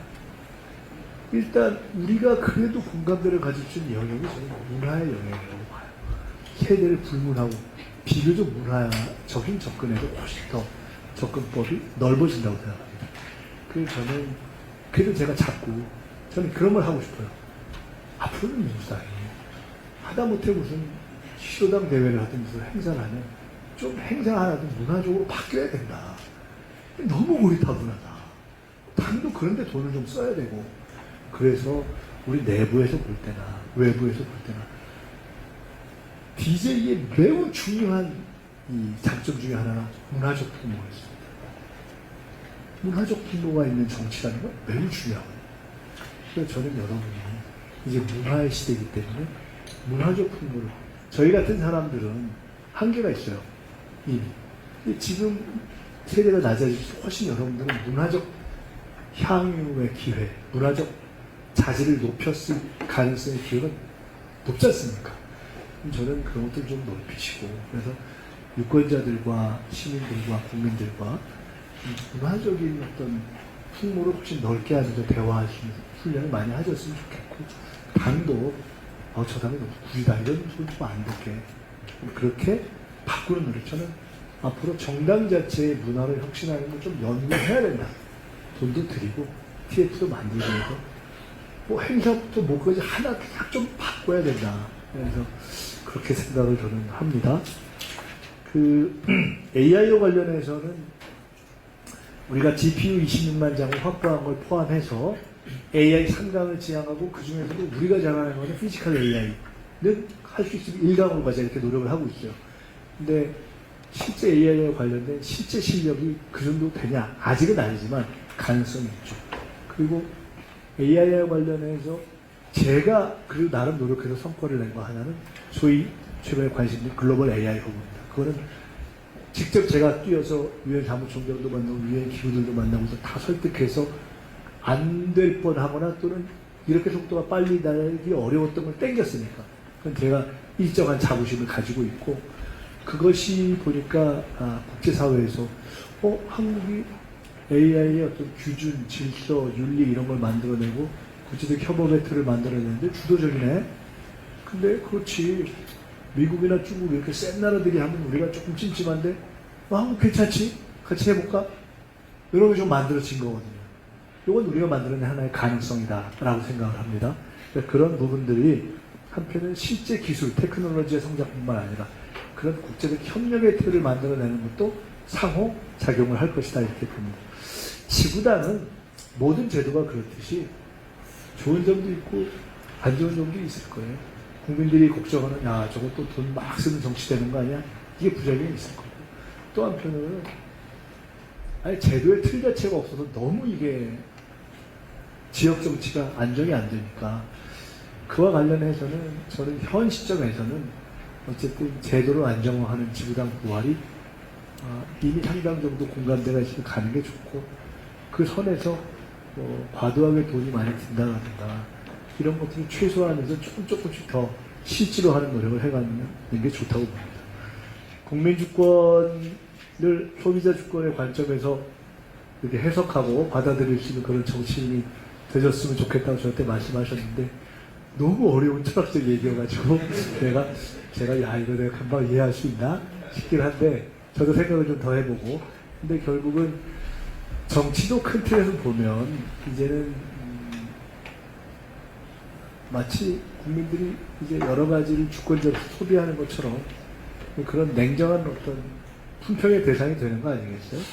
그런 의미에서 더 긴장해야 된다라는 어떤 입장을 다시 한번 확인하는 것으로 하고 그와 관련한 다른 요런 걸 더 좀 생각하십시오 하는 거는 저한테 기회 되면 더 말씀 주십시오. 일단 오늘은 이 정도로 하고요. 아까 말씀드렸듯이 제가 오늘 말씀드리면서 제가 조금 톤을 높이기도 하고 했던 것은 사실은 반가워서 그랬습니다. 그리고 제가 처음에 말씀드렸듯이 청년정치학교라고 할 때 제가 가본 많은 청년정치학교들은 청년인가 아닌가 싶었던 분들이 많았는데 오늘은 진짜 청년들이 많아서 참 반가웠고 고마웠고 이런 한 1시간 반 정도의 시간을 진지하게 질문 주시고 이렇게 경청해 주셔서 대단히 감사했고 여러분들이 무거운 책임감을 가지고 가주시기 바랍니다. 아까도 말씀드렸듯이 정당이라는 게 성숙하고 정치가 성숙하고 민주주의가 성숙한다는 것은 결국 그 정당에서 지도자들이 만들어지는 것입니다. 돌이켜보면 저는 이렇게 생각합니다. 저를 돌이켜봅니다. 제가 28인가에 처음 국회의원을 나왔고 당에서 근데 당에 처음 들어온 것은 학생운동을 하고 감옥에 갔다가 나와서 20대 중반에 첫 당원이 된 거예요. 저는 그때 그 이후에 쭉 민주당원으로서의 저의 정체성을 굉장히 감사하게 생각하는데 그때 제가 오랫동안 생각해본 게 하나 있습니다.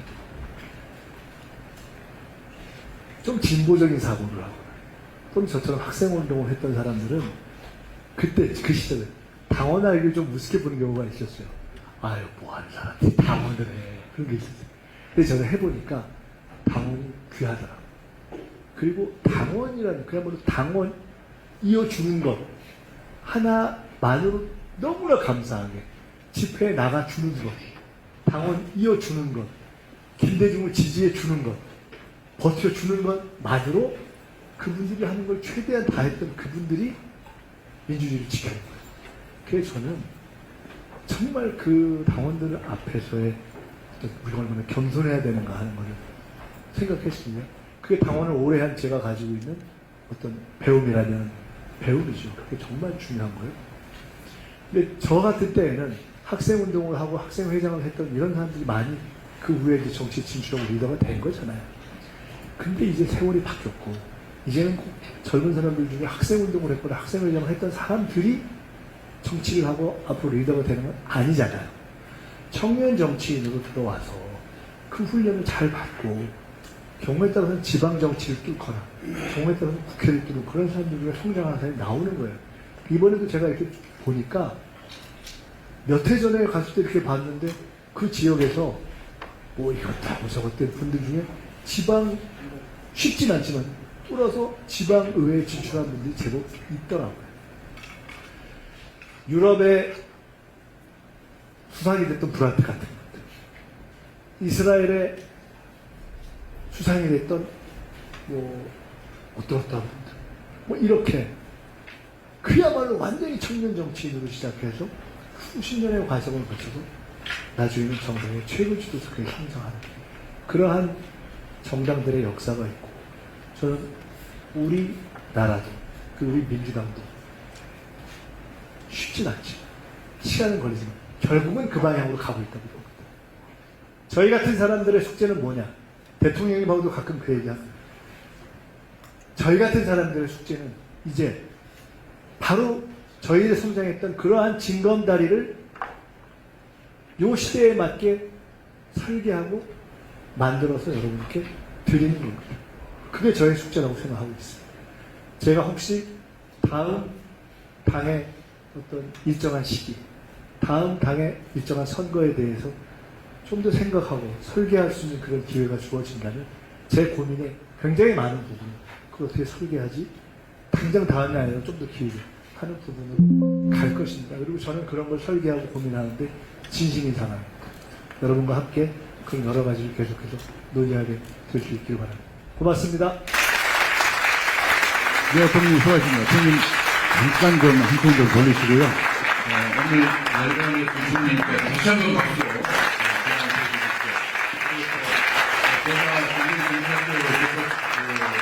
제가 공사적으로 일하고 있습니다만 오늘처럼 이렇게 오랜 시간 동안 질의응답을 열띤 질의응답을 해주신 강사님은 총리님 첫 번째십니다. 그래서 선생님께 다시 한번 박수 한번. 감사합니다. 내부적으로만 소개를 하겠습니다. 여러분들 강주 워크숍